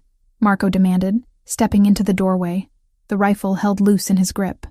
"Improvising," I said, grabbing a gallon of bleach and a bottle of high-concentration ammonia floor stripper. "You want to clear the hallway?" "I'll clear the hallway." Marco looked at the bottles in my hands, then at my face. He realized what I was suggesting. The mixture of sodium hypochlorite and ammonia created chloramine gas. It was volatile, toxic, and instantly incapacitating to the respiratory system. It was a war crime in a bottle. "It's dangerous," he said. "The ventilation is independent in the main room," I finished for him. "We seal the laundry door. We wear wet masks. They breach the front door. They get a face full of chemical warfare. It buys you seconds. Seconds you need." He hesitated, the protective instinct warring with the strategist in him. Then, a loud thud reverberated through the house. Someone was testing the reinforced front door with a battering ram. "Do it," Marco growled. "But stay low. If you breathe it, you burn your lungs." He tossed me a thick rag from the counter. I ran it under the tap, soaking it in cold water, and tied it tight around my face. Marco did the same with a torn piece of his ruined shirt. "They're breaching in 10 seconds," Marco said, his voice muffled by the cloth. He positioned himself behind the heavy oak island, leveling the rifle at the entryway. "Get ready." I crouched in the laundry room doorway, the heavy jugs uncapped in my hands. My heart was hammering against my ribs like a trapped bird, but my hands were steady. I poured the ammonia into a plastic bucket. Wham! The front door groaned. The wood splintered around the deadbolt. Wham! "Wait for it," Marco signaled with his hand. The door flew open with a crash, hanging off its hinges. Gray morning light flooded the entryway, followed immediately by 3 black-clad figures swarming in, weapons raised. "Now!" Marco yelled. I didn't throw the bucket. I poured the bleach into the ammonia, creating an instant, violent reaction, and shoved the bucket skittering across the hardwood floor into the narrow hallway that connected the entryway to the living room. White mist erupted from the bucket like a released phantom. "Clear!" one of the mercenaries shouted, but the word turned into a gagging cough mid-syllable. The gas expanded rapidly, filling the corridor. The mercenaries, expecting gunfire, weren't ready for a chemical assault. They stumbled, clawing at their throats. The chloramine hit their mucous membranes, turning into hydrochloric acid on contact. Their eyes burned, their airways constricted. "Fire!" one of them choked out, blindly spraying bullets into the ceiling. Marco didn't hesitate.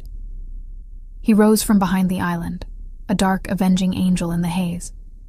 The rifle in his hands barked, controlled precise bursts of fire. Pop, pop, pop, pop. The first 2 men dropped before they could even level their weapons. The third tried to retreat, stumbling back out the door, retching violently. "Stay down," Marco commanded me, moving forward. He didn't run into the gas. He skirted the edge of the living room, using the ventilation currents to his advantage. He moved to the side window, smashed the glass with the butt of his rifle, and engaged the targets outside who were still trying to figure out why their breach team was screaming. I stayed pressed against the washing machine, eyes squeezed shut. The wet rag pressed hard against my nose and mouth. The smell was acrid, piercing even through the water. The scent of a swimming pool on fire. Gunfire erupted from the yard, shattering the remaining windows. Shards of glass rained down on the leather sofa where we had slept. Marco was a blur of motion, firing, ducking, relocating. He wasn't fighting like a gangster. He was fighting like special forces. Efficient. Brutal. I heard a scream from outside. Then silence. Then the sound of a heavy body hitting the floorboards inside the house. "Clear!" Marco's voice came, rough and coughing. I scrambled up, keeping the mask on. The gas was dissipating, pulled out by the broken door and windows, but the air still stung. Marco was standing over a man in the entryway. The mercenary was alive, clutching a bleeding shoulder, his mask torn off, his face red and blistering from the fumes.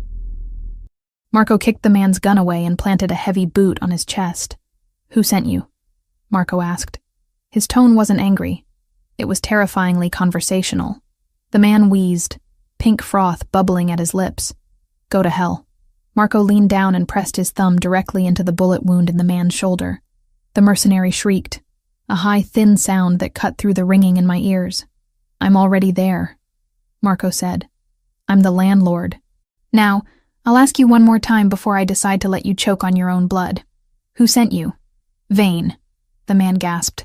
"Vane and the senator." "We know that," Marco said, applying more pressure. "Tell me something I don't know. Why hit us now? Why not wait for the warrant? The timeline." The man choked out, tears streaming from his chemically burned eyes. They moved it up.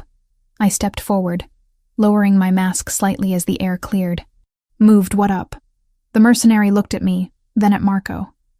He realized he was dying anyway. The wedding, and the flight. Marco eased the pressure slightly. "Talk. Tomorrow," the man wheezed. "The wedding is tomorrow morning. 10 a.m., St. Paul's. Immediately after the ceremony, the senator is boarding a private jet to Montenegro." "Montenegro," Marco repeated, looking at me. "Non-extradition treaty." "He's running," I whispered, the reality crashing down on me heavier than the roof. "He's not just laundering the money. He's cashing out. He's taking the key and leaving the country." "The key?" Marco demanded of the man on the floor. "Where is it?" "On him." The mercenary spat. "Always on him. He knows. He knows you have the files. He knows he can't decrypt them without the physical drive. He's taking it with him. Once he lands in Montenegro, he sells the codes to the highest bidder and disappears." Marco stared at the man for a second longer, then stepped back. He knocked the man unconscious with a swift, merciful blow to the temple with the butt of his rifle. Silence returned to the safe house, broken only by the wind whistling through the shattered door. The smell of bleach and gunpowder hung heavy in the air. Marco walked to the kitchen sink and splashed water on his face, washing away the residue of the gas and the sweat of the fight. When he turned to look at me, his eyes were haunted.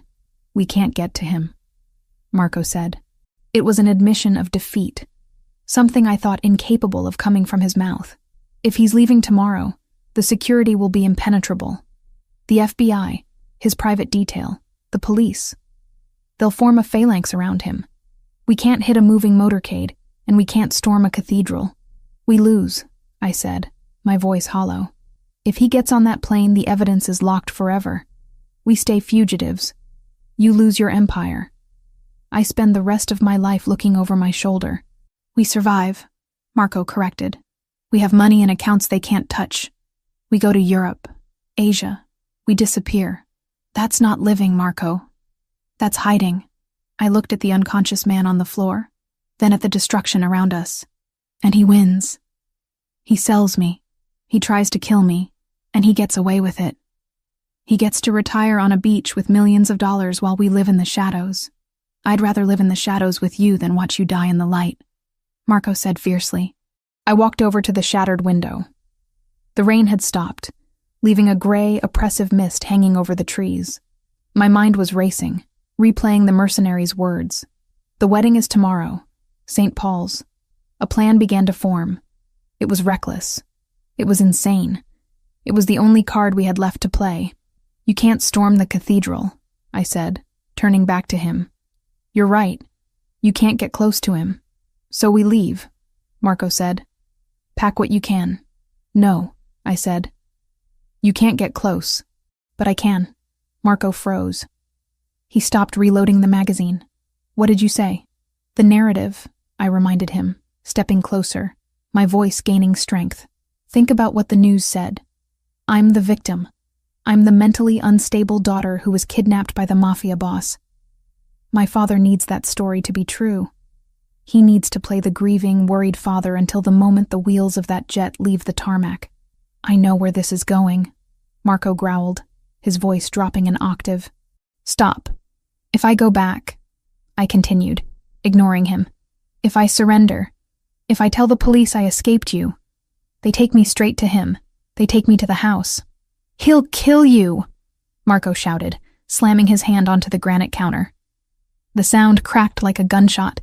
"You are not walking back into that house, Chloe. Lucas shot at you. He tried to put a bullet in your head." "He won't kill me before the wedding," I argued, walking right up to him, grabbing his forearms. "He can't. He needs me to sign the papers to transfer the assets. He needs the spousal privilege to protect himself from the fallout. I have 24 hours of immunity, Marco. He has to marry me before he can kill me." "It's too risky," Marco said, shaking his head, his eyes wild. "You're asking me to hand you over to the monster." "I'm asking you to make me the Trojan horse," I said intensely. "I go in. I play the part. I let them think they've won. I get into the house. I find a way to get the key from around his neck. And then what?" Marco demanded. "You're trapped in a house with 20 armed guards and a psychopath. How do you get out? How do I get to you?" "The wedding," I said. "St. Paul's. It's a public event. Even if they lock it down, there will be press. There will be chaos. You hit them then. When I'm at the altar. When I have the key." Marco pulled away from me, pacing the ruined living room.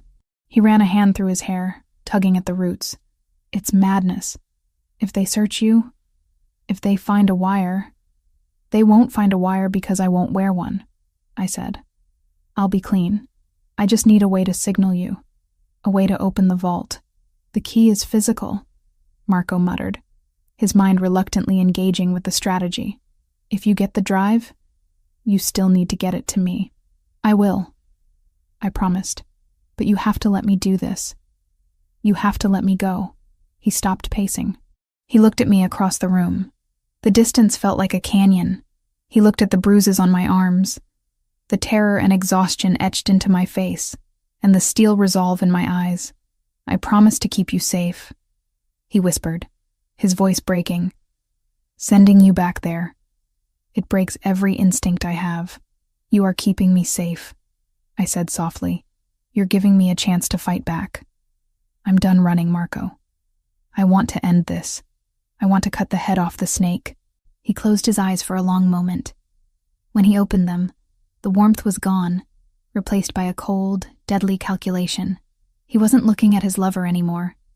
He was looking at his operative. "If we do this," he said, his voice low and dangerous, "there is no margin for error. If you miss the window, if you can't get the key, I will burn Boston to the ground to get you out, but it might be too late."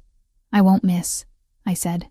"You'll need a way to override the safe," Marco said, his mind moving 3 steps ahead. "The senator keeps a backup drive in his safe at home, in case he loses the necklace. You said you know the code, but he might have changed it." "He won't," I said. "He's arrogant." "We don't bet on arrogance," Marco countered. He walked to his equipment bag and pulled out a small metallic cylinder. It looked like a lipstick. "This isn't just a casing. It's a localized EMP and a brute force decryption tool. If you can get it near the keypad of his safe, it will cycle through every possible combination in under 3 minutes." He held it out to me. "And a tracker," he added. "I need to know exactly where you are every second." "They'll strip search me," I warned. "They'll check for bugs." "Not this," Marco said. He reached into the medical kit and pulled out a small translucent capsule. It looked like a vitamin. Ingestible. It pulses a low-frequency signal that cuts through interference. It dissolves in 24 hours. Swallow it. I took the capsule. I didn't hesitate. I put it in my mouth and swallowed dry. "I'm on the grid," I said. Marco walked over to me. He wrapped his arms around me, pulling me into him with a force that knocked the breath out of my lungs. He buried his face in my hair, inhaling deeply. "I hate this," he whispered into my ear. "I hate everything about this." "I know," I said, holding him just as tight. "If he touches you," Marco vowed, his voice vibrating against my skull. "If he hurts you, I will peel the skin from his bones." "He won't have time," I said, pulling back to look at him. "Because you're going to be there." "I'll be there," he promised. "I'll be waiting for the signal." "How do I signal you?" "The ceremony," Marco said. "When the priest asks for objections, that's the window. You create the chaos. I bring the storm." I nodded. I was terrified. My hands were shaking again, but my mind was clear. "We need to make it look real," I said. "I need to look like I escaped, like I've been running through the woods all night." Marco looked at the door. "The highway is 2 miles south. Police patrol it every hour." He touched my cheek one last time. It felt like a goodbye. "Go," he said, the word costing him everything. "Before I change my mind and lock you in this house forever." I stepped away from him. I grabbed my jacket. I didn't look back at the warmth of the safe house. I stepped over the unconscious mercenary, over the shattered glass, and walked out into the cold, gray morning. I was going back to the beginning. I was going back to be the victim one last time, but they wouldn't see the wolf hiding under the wedding veil until it was too late. The asphalt of Interstate 90 was cold and gritty under my boots, vibrating with the rumble of distant traffic. I stood on the shoulder of the highway, shivering, not from the temperature, but from the violation of what I was about to do. I was about to dismantle myself. I was about to shed the skin of the survivor I had become in Marco's arms and put back on the mask of the broken, hysterical daughter. I reached into my pocket and touched the cold metal of the lipstick tube. The EMP device Marco had given me. It was the only weapon I had. That, and the silent pulse of the tracker dissolving in my stomach. A digital lifeline connecting me to the man I had left behind in the woods. I took a deep breath, filling my lungs with the scent of exhaust fumes and damp pine. Then, I stepped into the light. A state trooper cruiser was idling 100 yards down the breakdown lane, running a speed trap. I didn't walk toward it. I ran. I let my legs buckle slightly, let my hair fall in wild, tangled curtains across my face. I summoned every ounce of fear I had felt in the tunnels, every scream I had suppressed in the gallery, and I let it all rise to the surface. "Help!" I screamed, my voice cracking perfectly. "Please, help me!" I waved my arms frantically, stumbling into the edge of the driving lane. Brakes screeched. A horn blared. A long, angry note that tore through the morning silence. The trooper's car door flew open before he even put it in park. He was young, his hand dropping instinctively to his holster as he saw a woman running out of the mist. "Ma'am, get off the road," he shouted, rushing toward me. I collapsed onto the gravel shoulder, scraping my palms. I didn't get up. I curled into a ball, sobbing. It wasn't entirely acting. The exhaustion was real. The terror of what waited for me at the end of this ride was real. "He's coming." I gasped as the trooper knelt beside me. I grabbed his uniform sleeve, burying my face in the rough fabric. "He's coming back for me. Don't let him take me." "Who?" the trooper asked, his voice switching from authoritative to urgent. He clicked his radio. "Dispatch, I have a 1054 on I-90 eastbound. Female, mid-20s, visible distress.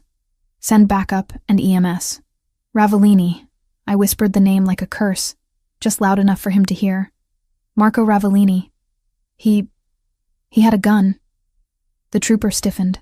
The name was radioactive. He pulled me up, positioning his body between me and the empty tree line, scanning the woods with wide, fearful eyes. "You're safe now," he lied. "Get in the car." I huddled in the back of the cruiser, wrapped in a scratchy wool blanket, watching the world blur through the safety glass. The radio chatter was incessant. Codes, locations. The mention of Senator Evans' daughter sent a shockwave through the dispatch channels. Within 10 minutes, 3 more cruisers and an unmarked black sedan had boxed us in. They didn't take me to a hospital. They didn't take me to a police station. The convoy drove straight to the airfield, bypassing the usual protocols. The authority of the United States Senate, it seemed, superseded the need for a triage nurse. When the car finally stopped, we weren't at a precinct. We were at the gated entrance of the Evans estate in Brookline. The iron gates, which usually stood as a monument to old money and exclusion, swung open to swallow me whole. My stomach twisted. I wasn't returning home. I was returning to the crime scene. The cruiser stopped at the portico. Before the trooper could open my door, it was yanked open from the outside. My father stood there. Senator William Evans looked impeccable, as always. Navy suit, silver hair perfectly coiffed. the American flag pin glinting on his lapel. To the cameras that I knew were lurking beyond the perimeter, he looked like a worried patriarch. To me, he looked like a butcher inspecting a shipment that had fallen off the truck. "Chloe," he said. There was no relief in his voice, only possession. He reached in and grabbed my arm. His grip was hard, his fingers digging into the sensitive flesh of my bicep where a bruise was already forming. He hauled me out of the car, pulling me into a hug that felt more like a restraint. "Thank God," he said loudly, for the benefit of the troopers standing by. "My poor girl, look at you." He pressed my face into his shoulder. I smelled his cologne. Expensive, musky, cloying. It was the scent of my childhood fear. I tried to get away. I sobbed into his jacket, playing my part. I ran all night. "Shh," he hissed in my ear, his voice dropping to a venomous whisper that only I could hear. "If you say one word about the paintings, I will have you lobotomized in a Swiss clinic before the week is out." I pulled back, letting my eyes widen with a manic, fragile terror. "I just want to sleep. Please, Daddy. I just want it to stop.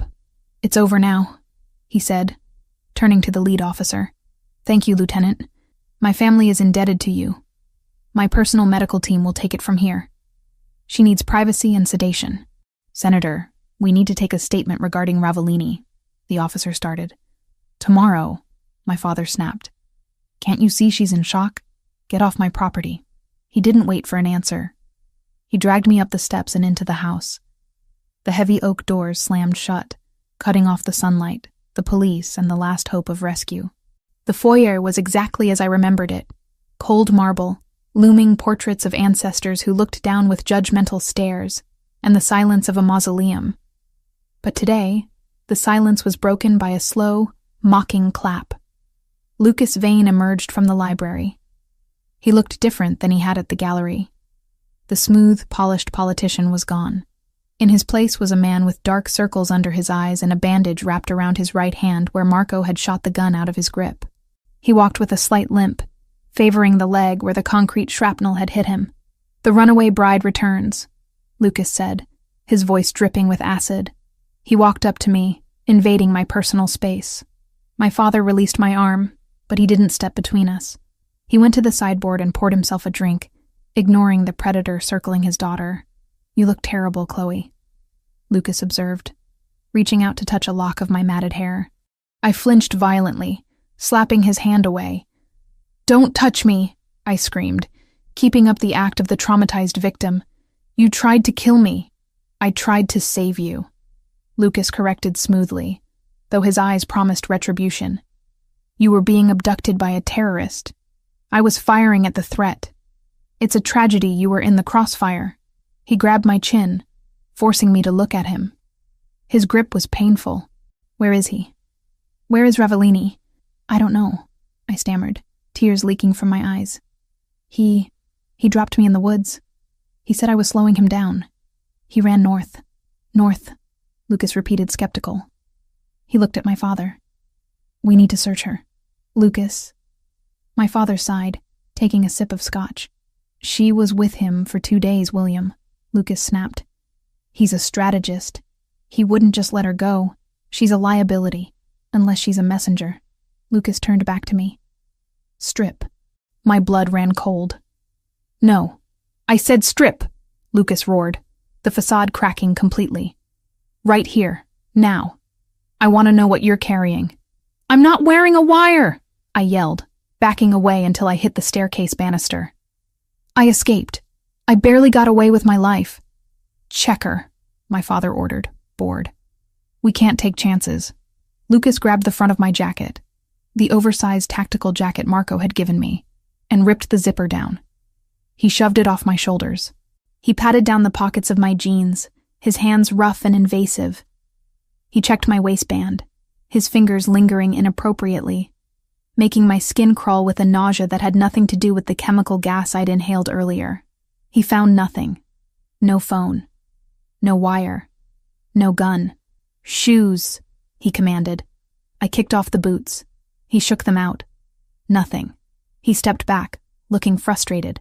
He circled me, eyeing the lipstick tube that I had shoved into the coin pocket of my jeans. A pocket so small and tight he hadn't felt the cylinder during the pat-down. It was a gamble. A terrifying, reckless gamble. If he asked me to empty my pockets, it was over. "Open your mouth," he said. I opened it.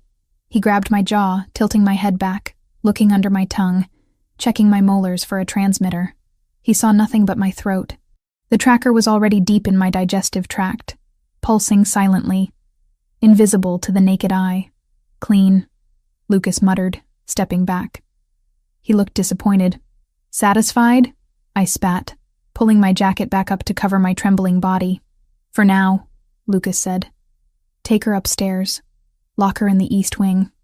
Dr. Eris is coming to administer a sedative. I want her unconscious until the ceremony." "The ceremony?" I asked, feigning confusion. "What ceremony?" "Our wedding, darling." Lucas smiled, a shark baring its teeth. "Tomorrow morning, 10 o'clock. We moved it up. We can't let a little thing like an abduction ruin our special day, can we? Besides, the public sympathy will be incredible for the Poles. The brave survivor marrying her hero." My father set his glass down. "Take her up. 2 guards on the door. No one enters except the doctor." 2 of the private security contractors, men who looked indistinguishable from the ones Marco had gassed, stepped forward. They took my arms and marched me up the grand staircase. I didn't fight them. I let my feet drag. I let my head hang low. But as we ascended, I counted the steps. I noted the position of the cameras. I clocked the shift change of the guards in the hallway. They shoved me into my old bedroom and slammed the door. I heard the distinct click-clack of the external deadbolt engaging. I was trapped. I waited. I waited for 10 minutes, standing in the center of the room that had been my childhood prison. The pink wallpaper, the canopy bed, the shelves lined with participation trophies I hadn't wanted. It was all a shrine to a girl who didn't exist anymore. Then, the door opened again. A man in a white coat entered, carrying a black medical bag. Dr. Eris. My father's personal physician, a man who wrote prescriptions for donors' wives and looked the other way when interns overdosed at campaign parties. "Chloe," he said, his voice oily with false concern. "Your father is very worried. You're agitated." "I'm not agitated," I said, backing away. "I'm terrified. This will help," he said, pulling a syringe from his bag. "Just a mild sedative, to help you sleep through the trauma." I looked at the needle. If he knocked me out, I would miss the window. I wouldn't be able to signal Marco. I wouldn't be able to get the key. I had to act. "I'll take it," I said, my voice trembling. "Please, I just want to forget." He relaxed, lowering his guard. "That's a good girl. Sit on the bed." I sat. He approached, swabbing my arm with alcohol. As he leaned in, focusing on finding a vein, I moved. I didn't punch him. I wasn't Marco. I used what was there. I grabbed the heavy brass lamp from the bedside table and swung it with both hands. The base connected with the side of his head with a sickening thud. Dr. Eris crumpled to the floor without a sound. I froze, listening. Had the guards heard? Silence. The heavy oak door was soundproofed, a feature my father had installed years ago to keep my crying from disturbing his meetings. For once, his cruelty was my advantage. I checked the doctor's pulse. Strong, steady. He was out, but alive. I dragged him behind the bed and stripped off his white coat. I didn't put it on. It wouldn't fit, and it wouldn't fool the guards. But I raided his bag. I found a bottle of pills, benzodiazepines. I pocketed them. I found a roll of medical tape. Then I went to the window. It was barred, another safety measure from my teenage years. Escape was impossible that way. I looked at the clock. 2 a.m. The house was quiet. The guards would be tired. I retrieved the lipstick tube from my pocket. Marco had explained how it worked. It wasn't just a jammer. It was a localized frequency overload device. It could fry a digital lock from 6 inches away, but the lock was on the outside of my door. I went to the door and knelt by the keyhole. It was an old-fashioned mechanical deadbolt reinforced with a modern magnetic strip. The lipstick wouldn't work on the deadbolt. Panic flared in my chest. I had the tech to crack a safe, but I was defeated by a piece of iron. Then I remembered the vents. The house was old, but the HVAC system had been updated. There was a return vent near the ceiling. It led to the central shaft. It wouldn't fit a person, but sound traveled. I dragged the desk chair over to the vent. I climbed up and put my ear to the grate. I could hear the guards talking in the hallway. Shift ends in 20. Man, Vane is losing it. Did you see him kicking the dog earlier? Just keep your head down. We get the bonus once the jet takes off. 20 minutes. Shift change. That was the gap. I waited. It was the longest 20 minutes of my life. I sat on the floor, clutching the lipstick device, breathing in rhythm with the tracker in my gut. I am not alone, I told myself. Marco is watching the dot on a screen. He knows I'm here. Finally, I heard heavy footsteps retreating. Then, a brief silence before the new set of footsteps would arrive. It was a window of maybe 30 seconds. I didn't try to pick the lock. I used the medical tape. I taped the latch of the door, not the deadbolt, but the catch. It was a desperate hope that maybe, just maybe, they hadn't engaged the deadbolt fully, or that in their laziness, they relied on the magnetic seal. I tried the handle. Locked. I leaned my forehead against the wood. Think, Chloe. Think. The doctor. I ran back to Dr. Aris.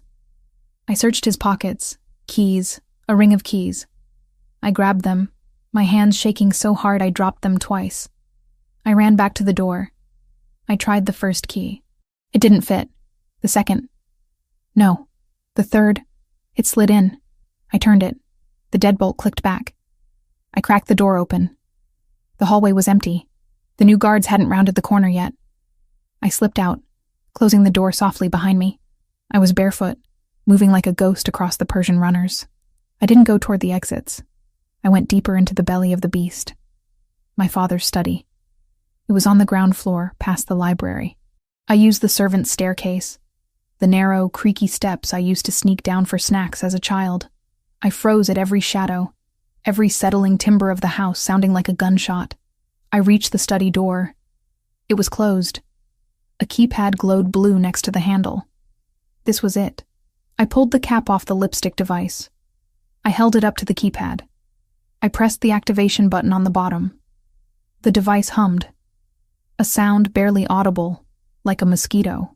The blue light on the keypad flickered.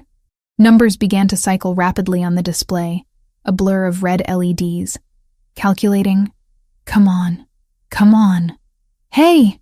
A voice shouted from the hallway behind me. I spun around.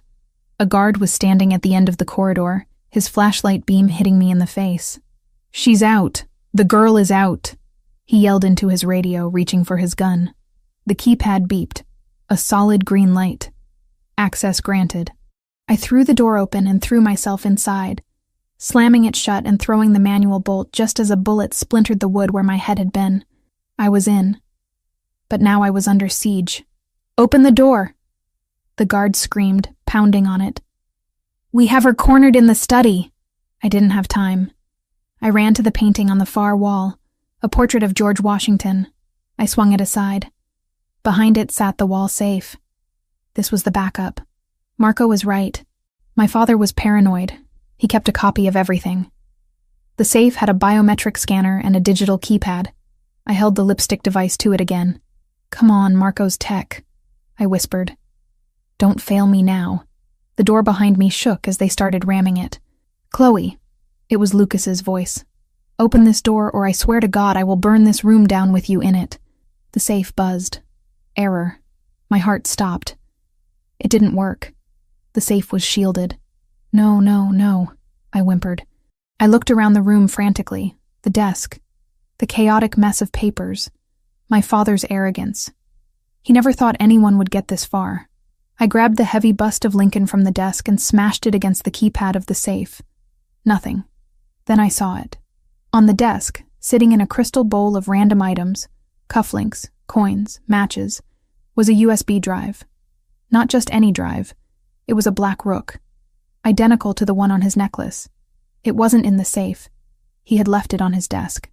Because he was so sure of his security, so sure that I was sedated upstairs, that he hadn't even bothered to lock up the backup. He had probably been reviewing the files before bed. I grabbed the rook. I pulled the cap off. It was a standard USB-C connector. The door hinges screamed. They were breaking through. I needed to hide it. If they found it on me, it was over. I looked at my hand. The bandage from where I had scraped it on the highway was peeling. No, too obvious. My hair. I had wrapped my hair in a messy bun. I shoved the small chest piece deep into the thick mass of red curls, pinning it in place with the bobby pins, weaving it so tight it felt like part of my skull. The door exploded inward. Lucas stormed in, followed by 3 guards. He looked deranged. His eyes were bloodshot, his face purple with rage. "You little bitch." He crossed the room in 2 strides and backhanded me. The force of the blow knocked me into the bookshelf. I tasted blood. "Check the room," he screamed at the guards. "Check everything. What did she touch?" I lay on the floor, curled up, protecting my head, and the drive hidden in my hair. "I just wanted to call him," I sobbed, pointing at the desk phone.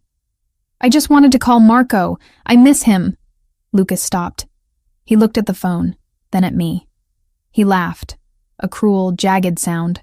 "You broke out of a secure room, assaulted a doctor, and breached my security. To make a phone call to your boyfriend?" He grabbed me by the hair, thankfully gripping the base of the ponytail, missing the rook by inches, and hauled me up. "You really are insane," he spat. "Dr. Eris was right. The sedation didn't take. We need a higher dose." "Sir," one of the guards said, "the safe hasn't been touched." She didn't open it. Lucas looked at the safe, then at the desk. The crystal bowl was undisturbed. He didn't notice the missing rook because he didn't know the backup existed. Only my father knew, and my father was asleep upstairs. "Take her back," Lucas ordered, shoving me into the arms of the guards. "And this time, zip-tie her to the bed frame. If she moves an inch, break her legs. She just needs to be able to say 'I do' tomorrow. She doesn't need to walk." They dragged me out. My cheek throbbed, my lip was split, and my ribs ached. But as they marched me back to my prison, a wild, hysterical laughter bubbled in my chest. I had it. I had the key. I was bruised. I was bleeding. And I was about to be tied to a bed like a sacrificial lamb. But I had the black rook woven into my hair. I looked out the window as we passed the landing. The sun was starting to rise. The sky was bleeding red and gold. "I'm ready, Marco," I thought, sending the thought out into the ether as the tracker pulsed in my gut. "I have the payload. Bring the storm." The layers of foundation felt heavy on my skin, a suffocating mask of beige designed to hide the purple bruise blooming on my cheekbone. The makeup artist, a woman with trembling hands who clearly knew better than to ask questions, dabbed concealer over my split lip. I sat frozen in the vanity chair of the bridal suite at the cathedral, staring at my reflection. The woman looking back was a stranger. She was pale, hollow-eyed, and draped in a gown of Chantilly lace that cost more than a house. But beneath the layers of tulle and silk, my heart was beating a frantic, steady rhythm against my ribs. Thump, thump, thump, thump. It wasn't fear. It was a countdown. Inside my stomach, the tracker Marco had given me was pulsing, sending a silent scream to a receiver somewhere in the city. And woven deep into the intricate, painful chignon piled high on my head, hidden beneath a spray of diamond pins and hairspray, was the black rook, the key to the kingdom. The metal edges dug into my scalp, a grounding pain that kept me focused. "You look beautiful, Miss Evans," the makeup artist whispered, packing her bag quickly. She wanted to leave. She could smell the violence in the air. "Thank you," I said, my voice hoarse. The door opened. My father filled the frame. He was wearing a morning suit, looking every inch the distinguished statesman. He dismissed the makeup artist with a wave of his hand. When the door clicked shut, the temperature in the room seemed to drop 10 degrees. He walked over to me, placing his hands on my bare shoulders. I suppressed the urge to vomit. "This is it, Chloe," he said, his eyes meeting mine in the mirror. "No more games. No more running. You walk down that aisle, you say 'I do,' and you smile for the cameras. Do you understand?" "I understand," I said softly. "If you try anything," he leaned down, his breath hot against my ear. "If you trip, If you cry, if you hesitate, I have men stationed at every exit, and I will give the order to find Marco Ravellini and burn him alive in whatever hole he's hiding in." I didn't flinch. He thought Marco was hiding. He thought he had won. "I'm ready, Father," I said. "Let's get this over with." He scrutinized me for a moment, looking for the cracks, for the hysteria I had displayed yesterday. Finding only resignation, he nodded, satisfied. He offered me his arm. We walked out of the suite and toward the massive double doors of the cathedral nave. The sound of the organ vibrated through the floorboards, a heavy, ominous chord that sounded more like a funeral dirge than a wedding march. "Wait here," the coordinator signaled. The doors swung open. The flash of cameras was blinding. Hundreds of them. The press had been allowed into the vestibule and the back of the church, a calculated move to show the world the happy union. Beyond the wall of paparazzi, the pews were packed with the city's elite. Judges, senators, business tycoons, and members of the crime syndicates my father did business with. It was a congregation of wolves in designer suits, and at the end of the long red-carpeted aisle stood Lucas Vane. He watched me with a possessive, hungry sneer. He was tapping his thigh with his bandaged hand. He looked impatient. He looked like a man who was moments away from claiming his prize. My father tugged my arm. "Walk." I stepped forward. Every step was a battle. My legs felt heavy, but I forced them to move. Left, right, left, right. I fixed my eyes on Lucas, letting him see the submission he wanted. I needed him to lower his guard. I scanned the periphery without moving my head. The security was tight. Men with earpieces lined the walls every 10 feet. There were snipers in the choir loft. I had seen the glint of a scope when the doors opened. It was a fortress. But Marco had said he would be the storm. I reached the altar. My father handed me off to Lucas like a baton in a relay race. Lucas grabbed my hand, his fingers squeezing mine hard enough to grind the bones together. "You made it," he whispered, a cruel smile playing on his lips. "I was worried you'd try to fly out a window." "I know when I'm beaten," I murmured, lowering my eyes. The priest, an elderly man who had likely been bribed to ignore the tension radiating off the groom, began the liturgy. His voice droned on about sanctity, love, and honor. Words that had no place in this building today. The ceremony dragged on. The air grew stifling, thick with the scent of incense and expensive perfume. My heart rate accelerated. The moment was coming. The signal. I looked up at the stained glass windows high above the altar. Was he there? Was he watching? "Do you, Lucas Vane, take this woman to be your lawfully wedded wife?" "I do," Lucas said, his voice ringing out with sickening confidence. "And do you, Chloe Evans, take this man to be your lawfully wedded husband?" The silence stretched. 1 second. 2. Lucas's grip tightened painfully on my hand. My father shifted in the front pew. I started, my voice trembling. The priest nodded, eager to wrap this up. "If there is anyone here present who has just cause why these two should not be joined in holy matrimony, speak now or forever hold your peace." This was it. I didn't speak. I didn't scream. I simply looked directly into a camera lens positioned near the altar, and I smiled. A cold, sharp, predatory smile. The lights in the cathedral died. All of them. The chandeliers, the spotlights, the camera feeds. The church was plunged into absolute pitch darkness. A collective gasp rose from the congregation, followed by the rustle of panic. Then, sound exploded. It wasn't the organ. It was a voice, amplified through the massive cathedral speakers at a volume that shook the dust from the rafters. "She's not necessary after the merger is complete. An accident, an overdose. She's the perfect scapegoat." My father's voice, crystal clear. The recording Marco and I had discussed, the one from the library. "Once the assets are liquidated, do whatever you want with her." The lights flickered back on, but they were strobing now, harsh, blinding flashes of red and white. Chaos erupted. People were screaming, scrambling over pews. The press was in a frenzy, flashes popping wildly as they realized they were witnessing a scandal of biblical proportions. Lucas dropped my hand as if I burned him. He spun around, looking for the source of the audio. "Cut the sound! Kill it! Senator Evans!" a reporter shouted from the back. "Is that your voice?" "It's a deep fake," my father roared, standing up, his face purple. "It's a lie." But the audio continued. Lucas's voice filled the church next. "I'll make it look like a suicide. The grieving husband plays well with the voters." Lucas pulled a gun. He didn't care about the cameras anymore. He didn't care about the politics. He saw his life disintegrating in real time. He turned the weapon on me. "You bitch!" he screamed, raising the silver revolver. "You recorded us!" I didn't move. I didn't have to. The stained glass window behind the altar, the massive depiction of St. Michael casting down Satan, shattered inward. Glass rained down like diamonds. Ropes dropped from the darkness of the vaulted ceiling.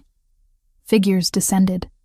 Not angels, soldiers, clad in tactical black, FBI emblazoned on their vests in bold yellow letters. But one figure didn't use a rope. He emerged from the shadows of the sacristy door, stepping onto the altar as if he owned the very ground of God. Marco. He wasn't wearing a mask. He wasn't hiding. He was wearing a dark suit, his shirt unbuttoned, his face a mask of calculated violence. He held a gun in one hand, leveled steady and true. "Lucas!"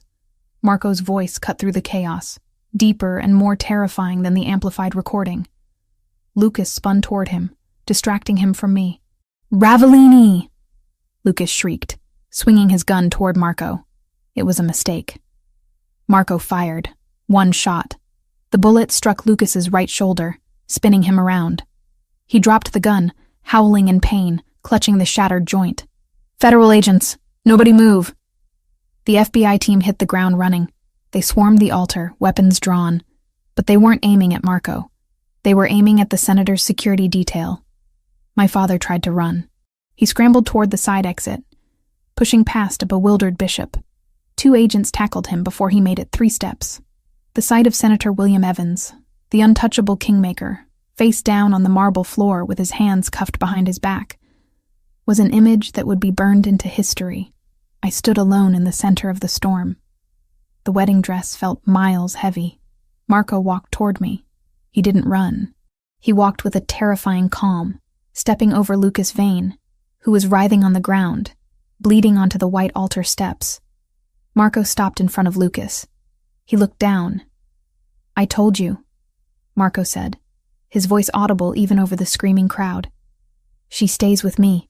He kicked Lucas's gun skittering across the floor, away from the grasping hand of the fallen groom. Then he looked at me. The violence drained from his face instantly. He holstered his weapon and closed the distance between us. He reached out, his hands hovering for a second as if checking for injuries, before he grabbed my face. "Did he touch you?" Marco demanded, scanning my bruised cheek, my split lip. "Tell me." "No," I breathed, my knees finally giving way. "I'm okay. You came." "I told you I would bring the storm," he whispered roughly. "Miss Evans." An FBI agent, a tall woman with a no-nonsense face, approached us. She looked at Marco with wariness, but didn't arrest him. They had a deal. "We have the senator. We have the confession on tape. But we need the physical evidence. The encryption key." I nodded. My hands were shaking so hard I couldn't reach up. "It's here," I said, tilting my head. "In my hair." Marco understood. He reached up, his fingers gentle as they navigated the complex structure of the bridal updo. He found the pins. He pulled them out, letting the heavy mass of red curls tumble down around my shoulders. He felt around until his fingers brushed the cold metal of the black rook. He pulled it out. He held it up. The USB drive caught the strobing emergency lights, a small black piece of plastic that contained the ruin of 20 powerful men. He handed it to the agent. "The Da Vinci files," Marco said. "Full decryption. Names, dates, bank accounts. It's all there." The agent took it, bagging it immediately. "And you're part of the deal, Mr. Ravellini. I'm walking out of here," Marco said flatly. "And I'm taking her with me." The agent hesitated. She looked at the chaos, at the senator being dragged away, at Lucas bleeding out under the care of a medic. She looked at the undeniable evidence Marco had just handed her. A career-making bust. We have a 20-minute window before the local PD secures the perimeter, the agent said, checking her watch. After that, I can't guarantee your freedom. Go. Marco didn't waste a second. He wrapped his arm around my waist, pulling me into his side. Let's go home, Chloe. We didn't leave through the back. We walked down the center aisle. The press was still there, shocked into silence, cameras rolling. I didn't hide my face. I walked with my head high, the ruined wedding dress trailing behind me like a shroud. I walked past the people who had come to watch me be sold. I walked past the society that had ignored my bruises for years. Marco shielded me from the flashes, his body a solid wall between me and the world. As we reached the heavy oak doors, the rain was falling again outside. A cleansing deluge. Wait, I said, stopping at the threshold. Marco paused, looking down at me. What is it? I reached down and grabbed the layers of tulle and silk of my skirt. I ripped the fabric. It tore easily, ruined by the day's events. I stepped out of the heavy train, leaving the bulk of the wedding dress in a pile on the church steps. I was left in the silk slip, shivering in the cold air, but free. Now I'm ready, I said. Marco took off his suit jacket and draped it over my shoulders. It was warm and smelled of him. Gunpowder and sandalwood. The car is waiting, he said. We ran into the rain, hand in hand. Not away from something this time. Toward something. The black Aston Martin was idling at the curb, engine purring. I slid into the passenger seat. Marco got behind the wheel. As we peeled away from the curb, leaving the sirens and the scandal in the rearview mirror, I reached into my pocket. I pulled out the lipstick device Marco had given me. I didn't need to use it, I said, tossing it onto the dashboard. He left the key on his desk. He was so arrogant he didn't even lock the backup. Marco laughed. It was a sound of pure relief, a rough, beautiful sound. He reached over and took my hand, lacing his fingers through mine. You did it, Chloe, he said. You took down the untouchables. We did it. I corrected. I squeezed his hand. Where are we going? The safe house is burned. We're going to the airport, Marco said, glancing at me with a smirk. But not to Montenegro. Where then? Italy, he said. I have a villa on Lake Como. It needs a lot of work. The frescoes are peeling. The art is in disrepair. I looked at him, hope blooming in my chest so painful and bright it made me dizzy. It sounds like you need a restorer, I said. I do, Marco said, lifting my hand to his lips. I need the best. And I hear she's finally free. The city of Boston faded behind us. A gray smear of rain and bad memories. I leaned my head back against the seat and closed my eyes. The tracker was still in my gut. The bruises still throbbed on my face. But for the first time in my life, the silence inside my head wasn't empty. It was peaceful. Marco? I whispered. Yeah? I'm not running anymore. I know, he said, tightening his grip on my hand. Neither am I. We drove into the storm, but the fear was gone. We were the eye of the hurricane now, and nothing could touch us. The sunlight hitting the surface of Lake Como didn't look like the sun in Boston. It was softer, older, filtered through the haze of the Italian Alps and the scent of lemon trees that lined the terrace. I sat on a wrought iron stool. A palette of oil paints balanced on my knee, staring at the canvas in front of me. It wasn't a new creation. It was a resurrection. The canvas was the silent Madonna, the fake Raphael that had hung in the Lombra gallery 4 months ago. The painting Marco had slashed open with a scalpel to retrieve the evidence that brought down a senator. It sat on my easel now, the jagged, violent tear down the center slowly disappearing under my brushstrokes. I was stitching the Madonna back together, layer by layer, pigment by pigment. I dipped my brush into a mixture of ochre and linseed oil. My hands, which had once shaken so violently I couldn't hold a glass of water, were steady. The tiny white scar low on my abdomen, where the tracker had once sat like a ticking threat, was the only reminder my body still carried of being hunted. A shadow fell across the terrace. I didn't flinch. I didn't reach for a weapon. I knew that shadow.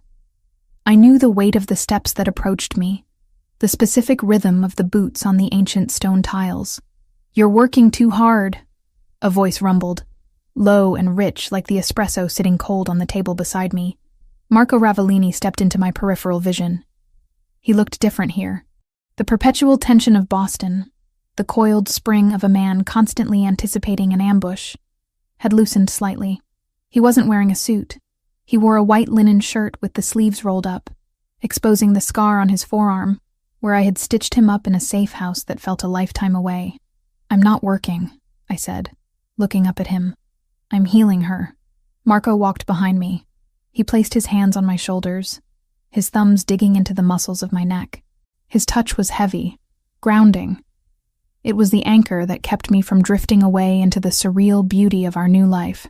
"She looks better than she did in the gallery," Marco noted, looking at the painting.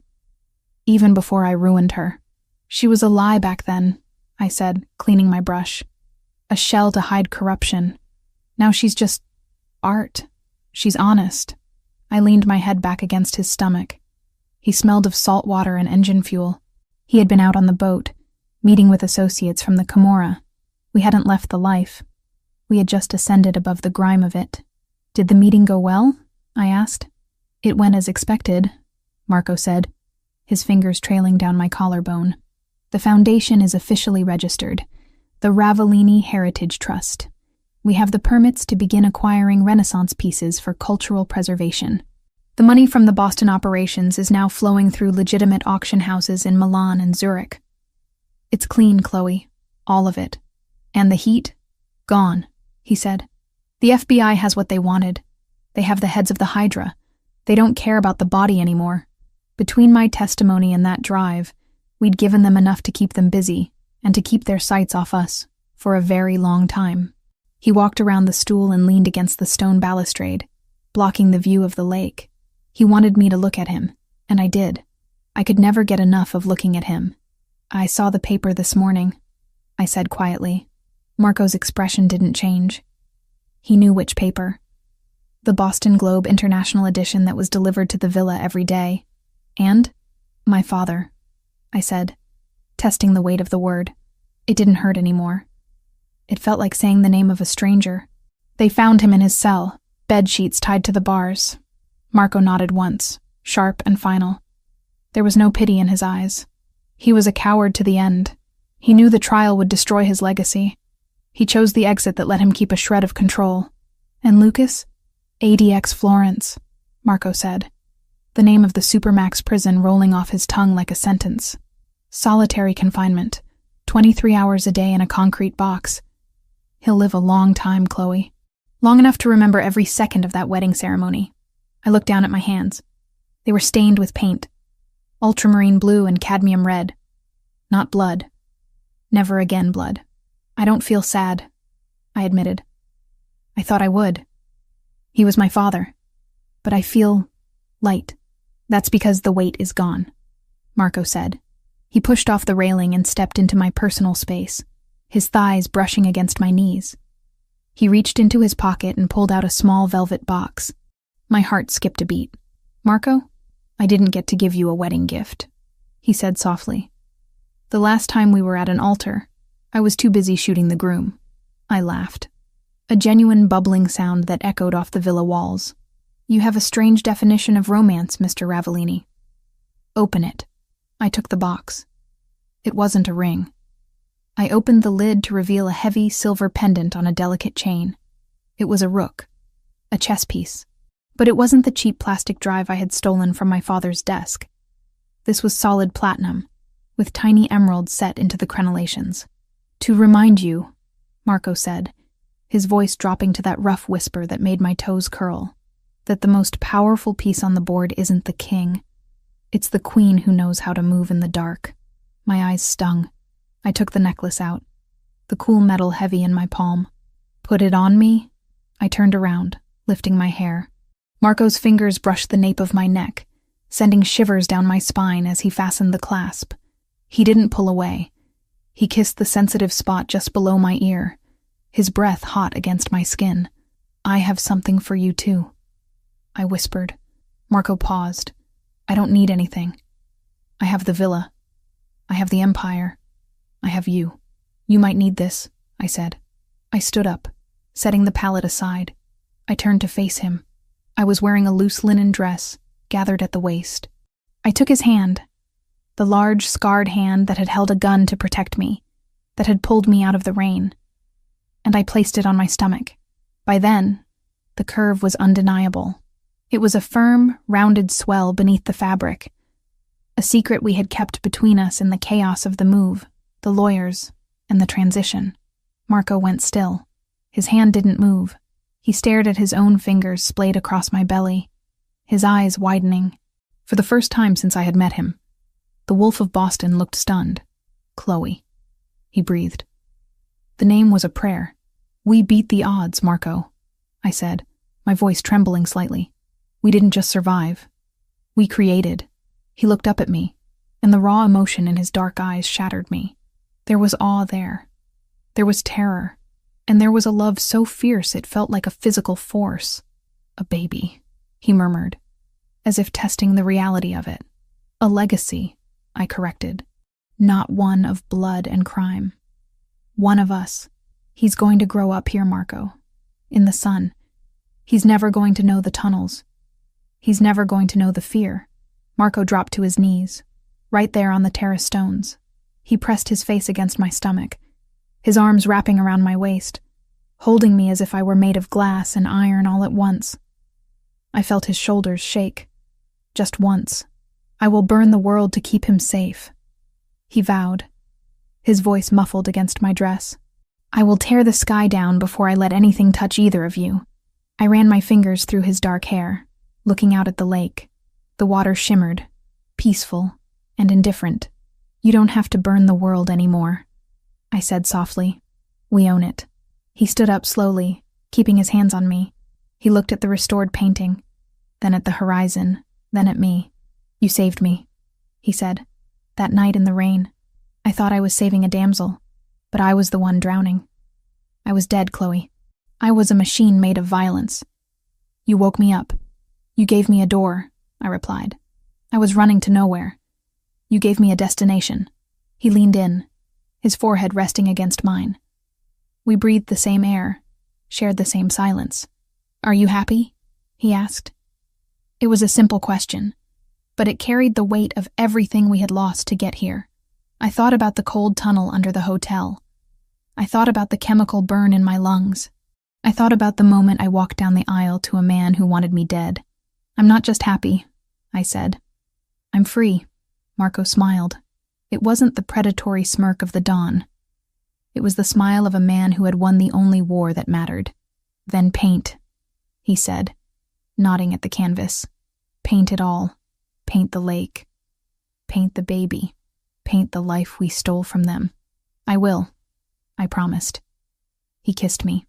It was a slow, deep kiss, tasting of lemon and promise. When he pulled away, he lingered, his hand covering the platinum rook at my throat. I have to make a call, he said.